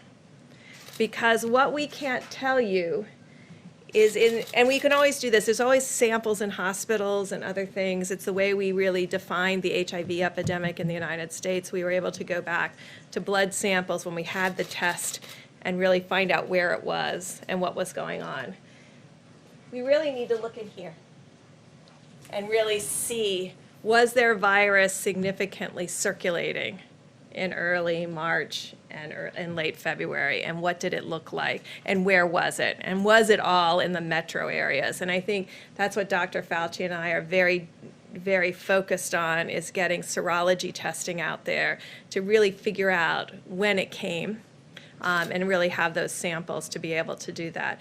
Because you understand the painful part of my question, and please, I don't mean to put you on the spot. No, we understand, but we can't answer it until, saying if we had started this sooner, we might not have 100,000 to 200,000 Americans dying. Well, that makes an assumption that it was here, there was a lot back here that we didn't see. And until we have the antibody test, I can't really answer that. Just to underscore what Dr. Birx was saying, if there was no virus in the background, there was nothing to mitigate. If there was virus there that we didn't know about, then the answer to your question is probably yes. Now, the only trouble with that is that whenever you come out and say something like that, it always becomes almost a soundbite that gets taken out of context. But I think that's very important, what Dr. Birx has said, is that if there was covert infections here that we didn't know about, and we didn't mitigate then, that they would have made a difference. If there was virtually nothing there, then there's nothing to mitigate. And I don't know the answer But to they your were question. early. They started early. But we were watching Yeah. South Korea, and China and Italy, and we weren't taking action when those countries were Right, spiking. sure. In a perfect world, it would have been nice to know what was going on there. We didn't, but I believe, Jim, that we acted very, very early in that. If we had adequate testing, would we have known? Yeah, we would have known the same thing. We inherited obsolete tests. Can I speak to that too as well? President made reference to the fact, January 31, he suspended all travel from China. Shortly thereafter, we issued strong travel advisories for the sections of Italy implicated and sections of South Korea. And we reached agreements with those countries to screen all passengers from all airports coming into the United States of America.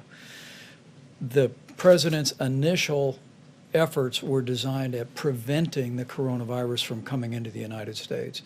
And what our experts have told us again and again at the Coronavirus Task Force is that those actions bought us a significant amount of time on this curve to respond with the kind of mitigation efforts, standing up resources, testing, and supplies that are in effect.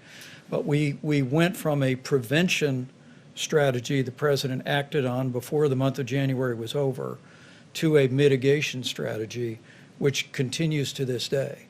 And if I can also say, just to every American, all the questions about resources are very important, and I can assure you that the president and our task force are preoccupied with these issues and working with governors hour by hour to meet those needs. But if Americans will put into practice these guidelines for another 30 days, they'll do their part to lower the curve and save lives, most importantly, and limit the burden on our hospitals and our healthcare system in the country significantly. And so make no mistake about it, while we're going to work our hearts out, leave no stone unturned to find the resources, the masks, the ventilators that we need. And we are going to meet that moment with the full energy of the American economy and the whole of the American government. The American people have a role to play in preserving that medical capacity in a way that will ensure that people that are caught up in the coronavirus, particularly those that are vulnerable to the most serious outcomes, which are seniors with serious underlying health conditions or anyone with an immunodeficiency, have the resources, the support, and the health care that every American family would want their loved one to have. I do think we were very early, but I also think that we were very smart because we stopped China. We had never done that before. You know, we had never closed our borders before, as I read, I don't know, maybe that's not right. And Dr. Fauci had also said I think it was maybe the biggest moment because we were stopping the source, we were stopping the infection, but we also stopped Europe very shortly thereafter.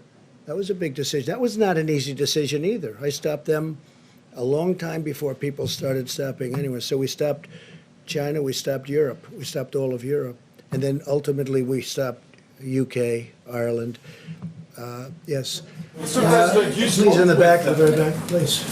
Mr. President and the team, going back to hydroxychloroquine, how many clinical trial tests numerically would you like to see before you put a stamp of approval on it? Because there are clinical trials being taking place around the world right now. Sure, please. Is there a number? Yeah. How many cases would you like to see? That is an FDA decision, and it really depends on a variety of factors. What I would like to see a clinical trial that has a comparison to something that is comparable to what it means without the drug. I mean, I keep saying it, I say it all the time, and I'll say it again. It's a controlled trial that compares it to something meaningful. When that... Are there trials that you're watching taking place around the world right now? Well, there are a number of trials going on, not only in the United States, but also in other parts of the world. You know, right now it's too early to make any determination, but I just want to get back to what I say all the time. The definitive way that you get an answer is by doing a randomized controlled clinical trial. Yeah, please go ahead. Mr. Connell, You're talking about the chloroquine? Is that what you're talking about? And specifically for the last question? Yeah. No, there are trials going on. But there are also trials going on. We're trying them on people that are now sick. That's a very important. That's a very cocktails important being trial. experimented with around the world. So my question was really like, are there We're watching specific? whatever happens around the world. We're watching those trials very closely. Yeah. Mr. President, Mr. President. Mitch McConnell had a line today, he was on the, on Mitch? Mitch McConnell, yeah. He said that impeachment diverted the attention of the government. Do you think that in any way, this was happening and building at the same time, did it divert your attention or your team's attention or the vice president's attention? Well, I don't like to think I did. I think I handled it very well, but I guess it probably did. I mean, I got impeached. I think, I certainly devoted a little time to thinking about it, right? So, but think of it. It was a hoax. It was a total hoax. And when you think that I got impeached only because they had a majority in the House, they didn't get one Republican vote. 196 to nothing. Not one Republican. I don't think it's ever happened. The Republicans stuck together. And they stuck together in the Senate 52 to a half. A half. So, when you say that, yeah, I think it took a lot of, I see them going and saying about speed. Well, they probably illegally impeached me in the sense that if you look at the FBI today with what happened, the horrible things, nobody cares about that now because all they're thinking about is the virus, and that's okay with me. But you look at the report that came out from I.G. Horowitz, it's disgraceful what went on. It's disgraceful. It's a total disgrace. They got caught in the act. But you know what? We won't talk about that now. Did it divert my attention? I think I'm getting A+ for the way I handled myself during a phony impeachment, okay? It was a hoax. But certainly, I guess I thought of it, and I think I probably acted. I don't think I would have done any better had I not been impeached, okay? And I think that's a great tribute to something. Maybe it's a tribute to me. But I don't think I would have acted any differently, or I don't think I would have acted any faster. But the Democrats, their whole life, their whole being, their whole existence was to try and get me out of office any way they can, even if it was a phony deal. And it was a phony deal. And it turned out, and all you have to do is look today at the FBI reports, take a look at what the FBI did.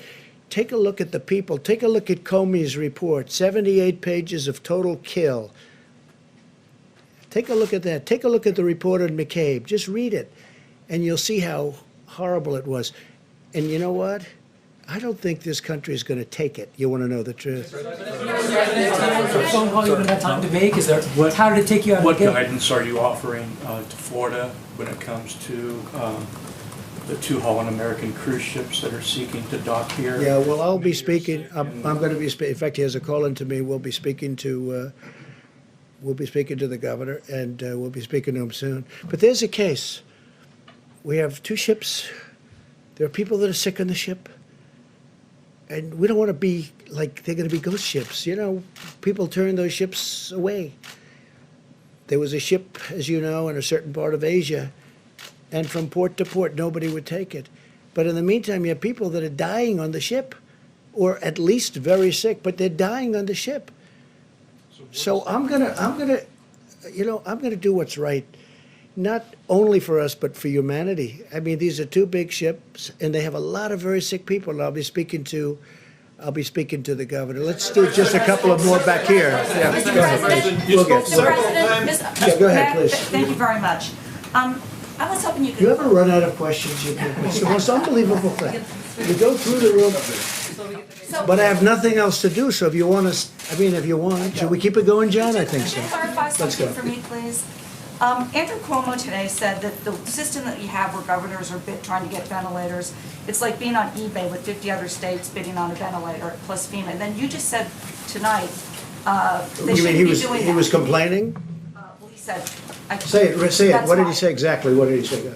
He said that when you have states competing for ventilators in medical care, it's like being on eBay with 50 other states bidding on a ventilator. Well, he plus shouldn't be FEMA. complaining because we gave him a lot of ventilators. And if you take a look at the chart, it's down. But I wish he got going a little bit sooner. But we gave him a lot of ventilators. And you know what? He has a lot of ventilators. The problem is with some people, no matter what you give, it's never enough. It's never enough. Like they'll say, how's Trump doing? And you're a Democrat. Some of them said really good. I'll tell you, Gavin Newsom from California, who's doing a good job, by the way, and others said really good. But, generally your natural reflex, how's Trump doing? You ask that question to a Democrat. We don't like it. Oh, really? You don't like it? We're getting very high marks, but I'm not doing this for marks. I'm doing this to save lives. When John saw the numbers and when Jim saw those numbers, they're shocking numbers. You're talking about deaths. Even at the low end, you were shocked when you see 100 and 120,000 and 200,000 people over potentially a very short period of time. I want to save lives. I'm not doing this for any other reason. I want to save lives. But the governor of New York's gotten, I think maybe probably gotten more than anybody. He's gotten 4 hospitals. He's gotten 4 medical tents. He's gotten a ship, the likes of which nobody's ever seen before, other than Los Angeles, which has the twin. We've done a lot. But many ventilators were sent to New York. And Mayor de Blasio, I'm getting along with Mayor de Blasio great, and I think he's very happy with the job we're doing, too. We're sending a lot of, actually, Mayor de Blasio had an interesting request.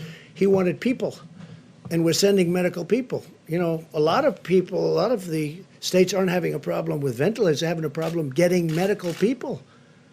And we're sending a lot of people in, military, very talented people. Who didn't go? Go ahead, and then I'll do you second. Your response to that question earlier was that they shouldn't be doing that. If they need something, if they need them that They shouldn't be doing what? They shouldn't be, the governors shouldn't be competing with each other. No, they shouldn't be competing, and they should call us. Wait, no, I don't want them to compete, because all they're going to do is drive up the price. I don't want them to compete. They should be calling us, and we can work it so they get the ventilators and they get shipped directly. If they're competing, if they're calling, even if there's only 2 of them calling, they're going to just drive up the price, because as nice as some of the people that do ventilators, they do want to make money, okay? Now, New York had a chance to buy 16,000 ventilators. I guess they didn't take that option. That was in 2016. And that's a hard option to take, because it's a lot of money, and who would ever think you need 16,000 ventilators? Who would ever think it? But this is a very unique time in life. And I think, I'm dealing with New York, and we're having a very good relationship. And you see what just happened in Central Park with the tents. We're having a really good relationship. Go ahead. You didn't get one, and then we're going to you. Thank you.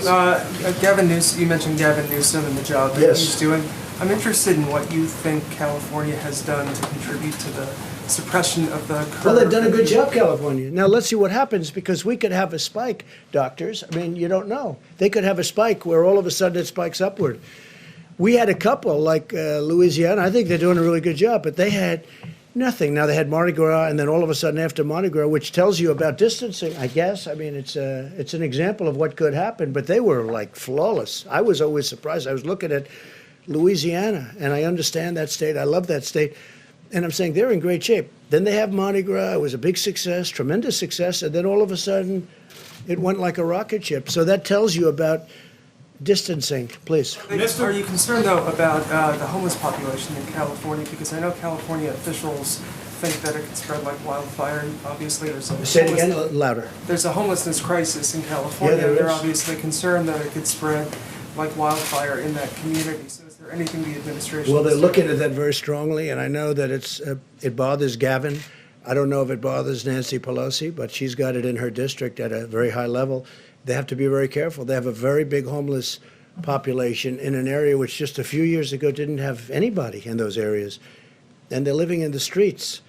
And I know that some people in California are working on that very hard. Mr. President, you spoke several times with Prime Minister Trudeau, President Macron, and at the end of last week, President Macron talked about an important initiative that you and him would launch. Any news on that? No, we're talking about something that will be very positive for the world if we do it. We'll see if we do it or not. Well, I don't want to talk. It's a private thing, but it will become public if we decide to do it. But positive. Our relationship with the president, our relationship with France is, I think extraordinary, very good, probably as good as it's ever been. Back to your comments about what could have happened and the actions that you took. Is there any fairness to the criticism that you may have lulled Americans into a false sense of security when you were saying things like it's going to go away? Well, it is. And that sort of thing. But Jim, it's going away. But when you were saying it's going to go away, hopefully at the end of the month, and if not, it hopefully will be soon after that. But Hasn't your thinking on this evolved? Yeah, it is going away. Hasn't your thinking on this evolved? You're taking it more seriously now. I think from the beginning, my attitude was that we have to give this country. I know how bad it was. All you have to do is look at what was going on in China. It was devastation. And well, yeah, look at the numbers from China, those initial numbers coming out from China. But, you know, I read an article today, which was very interesting. They say, we wish President Trump would give more bad news. Give bad news. I'm not about bad news. I want to give people hope. I want to give people a feeling that we all have a chance. I mean, when you saw the numbers, and when John and all of you saw those numbers, and you're saying 120,000 people, you mean that's good? 100,000 dead people within a short period of time. I want to give people a feeling of hope. I could be very negative. I could say, wait a minute, those numbers are terrible. This is going to be horrible. This is a horrible thing. Hey, Jim. Last month and said, okay, let's go to the beach. Let's go to the airport. Let's go down to Mardi Gras. Well, there were a lot of people. There were a lot of people that could have said that. We didn't say that. Fortunately, I didn't say that. And that was an alternative. We talked about it. That was always an alternative. That's what I said. Let it rip. Let it ride. Do nothing. And we could have had 2.2 million dead people, more than that, because I didn't do that. And we did catch it early, and we stopped China really early, and we stopped Europe really early because I saw what was happening. What happened is I stopped Italy because Italy was really heavily infected. We started off with certain parts of Italy, then all of Italy, then we saw Spain. Then I said, stop Europe. Let's stop Europe. We have to stop them from coming here. Europe. I love Europe. But they were having problems. I don't think anybody did a better job than that, especially when you see the 2.2 million number. And I hope we're going to be substantially under the numbers that you're looking at on the minimum side. Then I think we will have, hey, look, it's still tremendous death. You weren't just hoping that it would dissipate, that this would disappear. I want to be positive. I don't want to be negative. I'm a positive person. Somebody said, oh, I wish you'd be more negative. They literally have that. It's in one of the wonderful newspapers today. I wish it'd be more negative. Well, this is really easy to be negative about.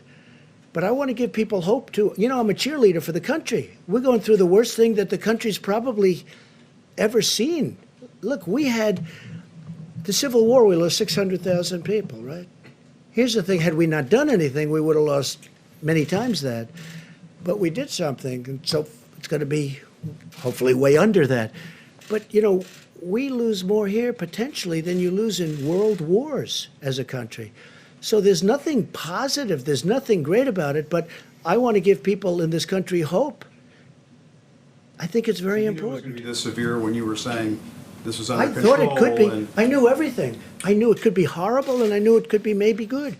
Don't forget, at that time, people didn't know that much about it. Even the experts, we were talking about it. We didn't know where it was going. We saw China, but that was it. Maybe it would have stopped at China. We wish we could have killed it in China. But it didn't happen. It started spreading to Europe. It started spreading here. It started spreading all over. And I'm not blaming anybody. I'm just saying that we have an incredible thing. I think the people, our professionals, our military, our governors, our politicians, I think they've done an incredible job. I mean, with few exceptions, I think they've done an incredible job. But I don't want to be a negative person. It'd be so much easier for me to come up and say, we have bad news. We're going to lose 220,000 people, and it's going to happen over the next few weeks. And with that, I did start off by saying today, long before this question, I said, this is going to be a rough 2 or 3 weeks. This is going to be one of the roughest 2 or 3 weeks we've ever had in our country. We're going to lose thousands of people. When I see 28, 29 people from the governor of New Jersey, 29 people. When you see 173 people died in New York yesterday, or whatever the number was, I think it was more than that. When you see the kind of numbers that we're witnessing, we've never seen numbers like that. So it's easy to be negative. And then everybody can be negative. But I'm a cheerleader for our country. And I want them to do a great job. So the number can be kept. And I've always said it. I want as few a number of people to die as possible. And that's all we're working on. You don't like the question, but are you now taking I don't responsibility? mind the question. Do you mind? I don't mind your question. I think it's actually, I think it's not meant to be. Look, I know you well enough, so it's not meant to be a fair question, but it is a fair question. I think we've done a fantastic job. Okay, fine, I'll accept your word. Look, Jim, I think we've done a great job. We're going to see how it comes out. But when you look at minimal numbers of 120,000 people, when you look at it could have been 2.2 million people died and more if we did nothing, if we just did nothing. It would have gone up, it would have come down. As per your statement, it would have been confined. It would have been a similar time, maybe even less time. It would have been a violence like we've never seen in this country before. We had great professionals, great military, really great governors and politicians. I cannot say enough about what's going on. And as per what you said, I think we're way ahead of schedule in terms of numbers. I hope. But if we can keep it under the minimum numbers, the country has done, not me, the country has done a great job. But I think I've done a really good job of mobilizing. I think Mike Pence has been fantastic. I put him in charge of the task force. We have wonderful people on the task force, Jim, wonderful people. This man was working, literally, he had days where he didn't go to bed, he didn't go to sleep, he went 24 hours and then started the next day. People don't know the job he did. I didn't even know he was that good of a manager, to be honest with you, Mike, okay? And you know, you never know that about somebody until they're tested under fire. But he saw it very early also. We both did. They saw it very early. They knew pretty soon. They probably knew sooner than anybody because that's what they study. That's what they do. Must be a depressing business, right? Must be a little bit depressing. But they've seen it all. Go ahead, Joe. Can I ask Dr. Fauci a question about a headline that's been running all day to get his perspective on it? There is a professor from MIT, Dr. Fauci, who suggests that coronavirus can be carried on droplets a distance of 27 feet. Do you buy into that? And if that might be the case, does that suggest that current social distancing guidelines may need to be extended? This could really be terribly misleading, John. What it was looking at the distance that droplets fly by speaking, by coughing, by sneezing. So if you go way back and go, achoo, and go like that, you might get 27 feet. But so when you see somebody do that, get out of the way. There are some people but that's not practical. I know people that can do That is not practical, John. I'm sorry, but I was disturbed by that report because that's misleading. That means that all of a sudden the 6-foot thing doesn't work. That is a very, very robust, vigorous achoo sneeze. That's what that is. And that's not what we're talking about. You want to keep going? One more, I have one more, sir. Go ahead. How about over? I've got a follow-up on the mask, sir, but first, you mentioned Franklin Graham earlier, Yes. talking to him. As you know, his father, Billy Graham, was a trusted spiritual advisor and friend to many presidents. A lot of your predecessors in times of national emergency reached out to pastors and other spiritual counselors. Have you done that during this national emergency? Well, I never say that, but Franklin Graham is somebody that's very special. I have many very special people, and very many special in the evangelical Christian community. You can talk rabbis, you can talk a lot of, I have tremendous support from religious leaders. And Franklin Graham, I just spoke to him today for an extended period of time. I told him what a fantastic job you're doing. And he does this. He loves doing it. He loves helping people. And he loves Jesus. That I can tell you. He loves Jesus. He's a great gentleman. Go ahead. On the masks, sir, on the masks, maybe for the doctors. The what? On the masks, is the reason why there's no CDC recommendation for the public to wear masks because they're meant to save and preserve the masks for the medical workers, or is it because the virus is not primarily transmitted through the air? So there was the CDC does have recommendations on their website about masks that came to the task force several weeks ago about if you're infected, wearing a mask to protect others. And if you can't, if you're working with someone who's sick and you have to be that worker in the household, because remember, we want people in the household being taken care of, that they should wear a mask. I know your question is broader than that, and it's just being considered by the task force now about whether that recommendation that already exists relevant to wearing masks should be altered in any way.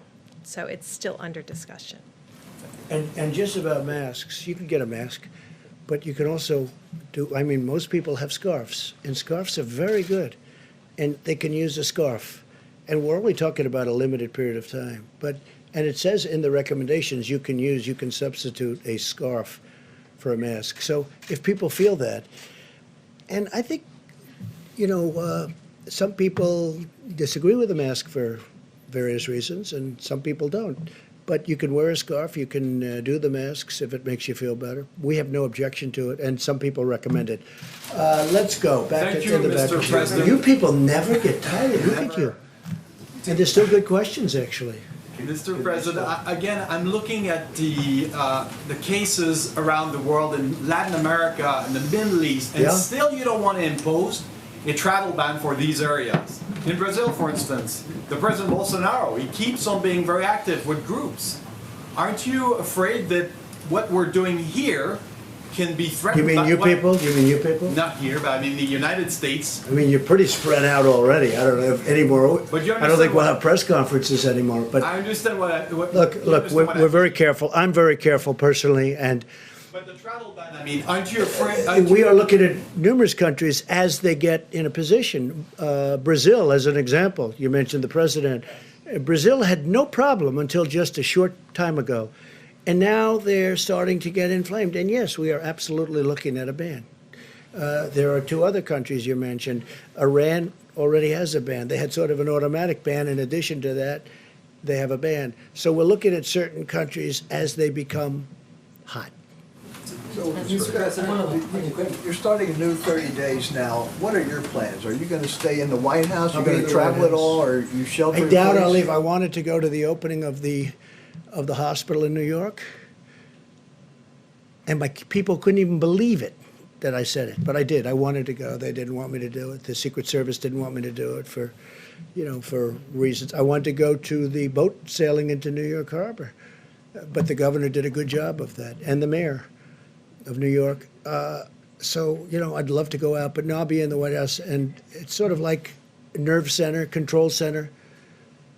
And I think it's important, look, you see what happened with Boris Johnson, you see what happened with others. I think it's important that I remain healthy. I really do. So for the most part, we're staying here. I've canceled many different events, and we'll be staying here for the most part. Mr. President, Tom Frieden, the former director of the CDC, wrote an article the other day in which he said what's really needed here, and he understands the work that the task force is doing, is an incident commander to really take command of where everything is going and how things are being coordinated. We have it. Is that something that could be useful in this particular instance? We have it. His name is Pete Gaynor. He's the administrator of Fema. And when the president signed the National Emergency Declaration, he stood up the National Response Center at Fema.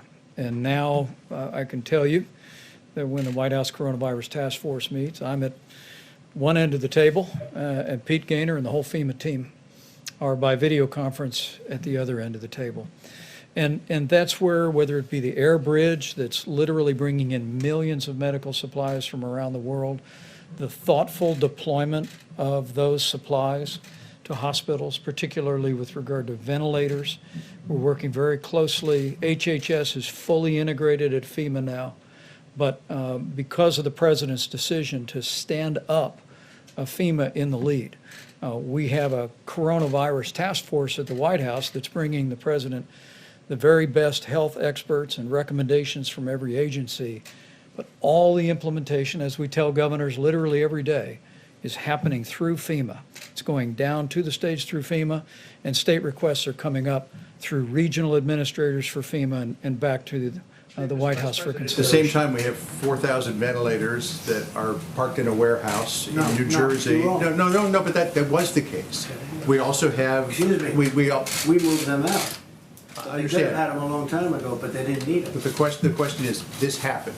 We also have people not knowing about the new Abbott testing facility, or testing system. If there were an incident commander who was in charge of all of that and getting the word out, would that be a useful thing? Nobody knew about the new Abbott. It was just brought to life 2 weeks ago. They just came up with it. That's right. It was an invention that was just, so nobody knew about it. Nobody knew you could even do it. They did an incredible job. Their scientists came up with the idea a week and a half ago. I showed it to you yesterday in a box. I don't think you can do much better than that. If I may, Mr. President, I think your point's well taken. The Abbott Laboratories point of contact test was approved Friday. The President announced it in the Rose Garden on Sunday. Should have done it. We're socializing that all across the country to every governor, to laboratories elsewhere. And I have to tell you, that this team that the President has assembled, the advisors on the White House Coronavirus Task Force, and then this team at FEMA, whether it be HHS Deputy Secretary Bob Kadlec, who's coordinating all supplies, whether it be Admiral Joie, who is literally working with every state on a county-by-county basis to deploy testing, is impressive. And I think it's given great encouragement to governors. President and I spoke to governors in all the states and territories again yesterday, because governors, I can tell you from my own experience as a governor, in Indiana, we had tornadoes and flooding. Governors know how to deal with FEMA.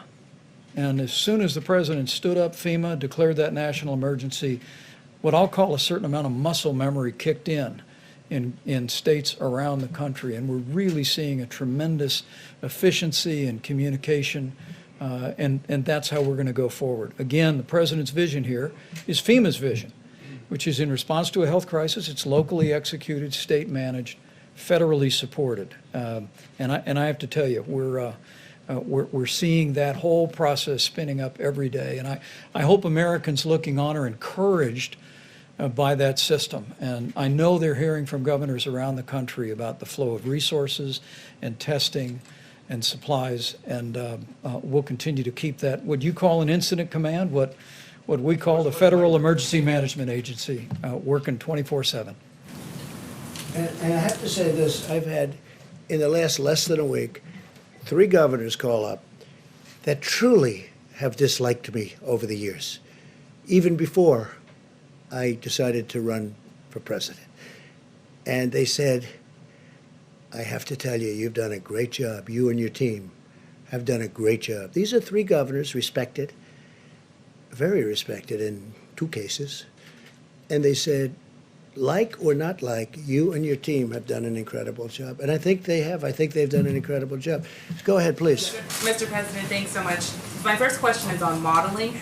Was there any kind of White House modeling based on whether or not there would be a national lockdown or some sort of guidance to every single state that they needed to have lockdowns? So all of the modelers who presented I just want to thank them again, because they assembled from around the globe very quickly about 2 or 3 weeks ago to before we announced the first 15 days to show all the implications of closing the schools, having people stay in their homes, and that's how it was modeled. Stay in your homes, social distancing of 6 feet.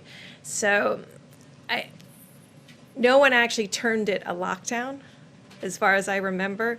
It was more about staying in your home. And I think the difference was, and these weren't in the models, and I think when you talk about could we have known something different, I think all of us, I was overseas when this happened in Africa, and I think when you looked at the China data originally and you said, oh, well, there's 80 million people or 20 million people in Wuhan and 80 million people in Hubei, and they come up with a number of 50,000, you start thinking of this more like SARS than you do this kind of global pandemic. I'll just be frank, that's when I looked at it, I was like, oh, well, this is not, if as close as those quarters are, So I think the medical community interpreted the Chinese data as that this was serious, but smaller than anyone expected,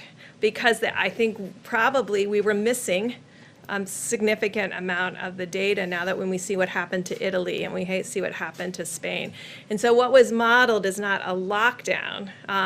2 countries did remove people from homes that were positive and put them in separate spaces. That also wasn't modeled, but it could be modeled. And so we could go back and ask the modelers about lockdown versus not lockdown, but what they modeled was people staying at home. I guess what I was asking is, for best case scenario, since it says best case scenario is 100,000 people, I know you're trying to get that number even lower, but is best case scenario every state basically having lockdown behavior, not maybe actual lockdowns, but basically everyone staying in their homes? So if that's true, why not tell every state to do that? It's everybody social distancing by 6 feet when they're outside. And that is probably absolutely the key more than anything else, is if you're never within 6 feet of any single individual, then you've controlled the virus. There are different methods to get you to that point. And I think what I've heard from our president and our vice president is they trust the American people to understand that they can be outside, take walks, be 6 feet away from anyone else, and be in their homes. And we trust them to do that without having to lock down. And then, Mr. President, a question on ventilators. I just want to add, I think the one thing nobody really knew about this virus was how contagious it was. It's so incredibly contagious, and nobody knew that. This is like, I don't know that anybody's ever seen anything like this. Normally you'd have to get close and touch and this, a lot of things have to happen. This is just like, it's truly invisible and so contagious. And I don't think any doctor knew it at the time. I don't think anybody could have known it. People have not seen anything like this. Yeah, so A question about ventilators. You talked about the fact that you don't want to see states bidding against each other. The governor of New York, Andrew Cuomo, said that there should be a federal system where the federal government sets the price, the federal government distributes the ventilators. Why not have that kind of system? Why have this? Well, essentially we do. We've distributed thousands of ventilators, and we have now thousands of ventilators, and we're buying them at a good price, and we're actually making them by the thousands. We're making them. You saw yesterday where Ford is going to have a tremendous number. They're looking to make 100,000 ventilators. Ford has been great. General Electric Healthcare has been great. General Motors has come a long way, I have to be honest. They're working very hard. We're making thousands and thousands of ventilators.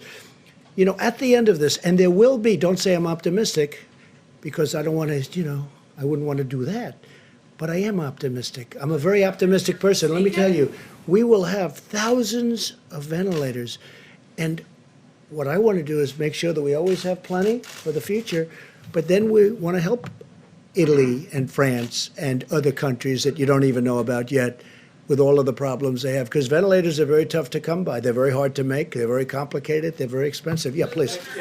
Is Governor Cuomo mistaken? You could go ahead. Go ahead. Is Governor Cuomo mistaken when he's saying? Well, I don't know. I can't take your interpretation of what he said. I don't know what he said. I think he's been reasonably generous considering he's a Democrat, and I think he'd like to run for president. So I think he's been pretty generous under those circumstances. But he's been very generous to me. Look, I got him ships, I got him hospitals, I got him a lot of things that he never thought he had pay dirt, okay? And I've been very generous on ventilators. If you look, they had 2,000 and 4,000. They had thousands of ventilators in his warehouse, in their warehouse, waiting to be picked up. They never picked them up. So I'd have to hear it from him, face to face. Do you want to, and how about one more, and we'll see you tomorrow. Is that okay? Don't say that I cut it short. They'll say he. That's right. It could be almost tomorrow. But you know what? In the meantime, I'm sure people are enjoying it. No, I will say this. It's an incredibly dark topic, an incredibly horrible topic, and it's incredibly interesting. That's why everybody is. They're going crazy. They can't get enough of it, and they want to be careful. And I guess they're studying it for themselves. They're studying if they get it. A lot of people have it. A lot of people are positive, and they hope for the best.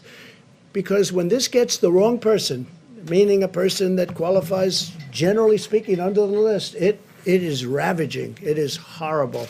Go ahead. How about you in the back? Thank you. Is there any data to suggest that you're going to see a second wave at the point at which these stay-at-home orders, these lockdowns? Well, if we do see a second wave, because I've heard Dr. Fauci answer this question, if we do, we're going to be, I think, very well prepared.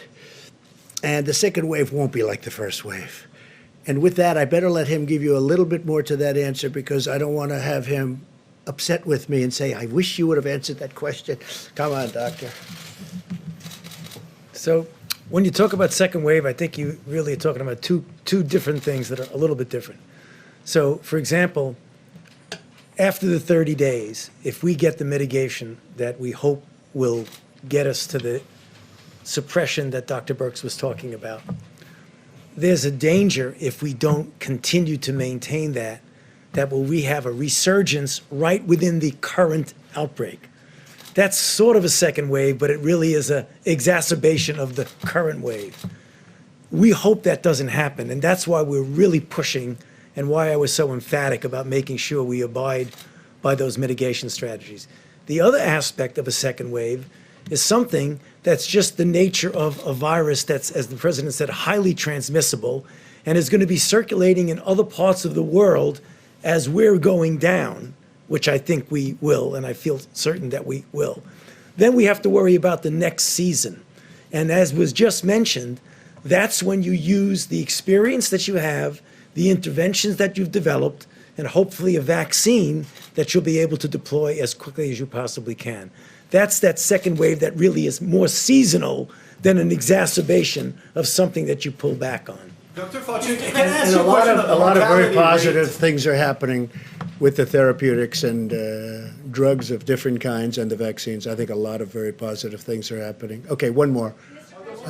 Please, go ahead. So under some of the worst case scenarios, there is a real scarcity problem. If you've given out, say, 7,000 ventilators and we've got 10,000 around. So I'm just curious, who signs off on those life and death decisions before GM and Ford ramp up? Well, I would Who's say gonna sign Mike off on that? Pence, myself, the head of Fema,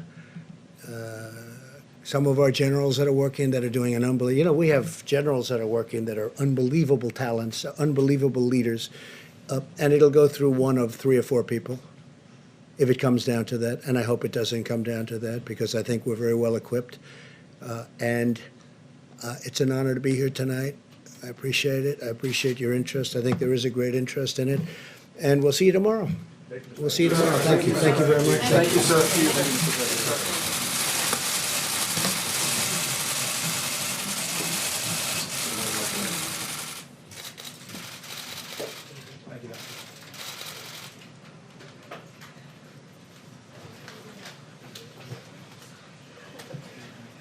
Outstanding, everyone. Get the blood flow. Let's go. All right.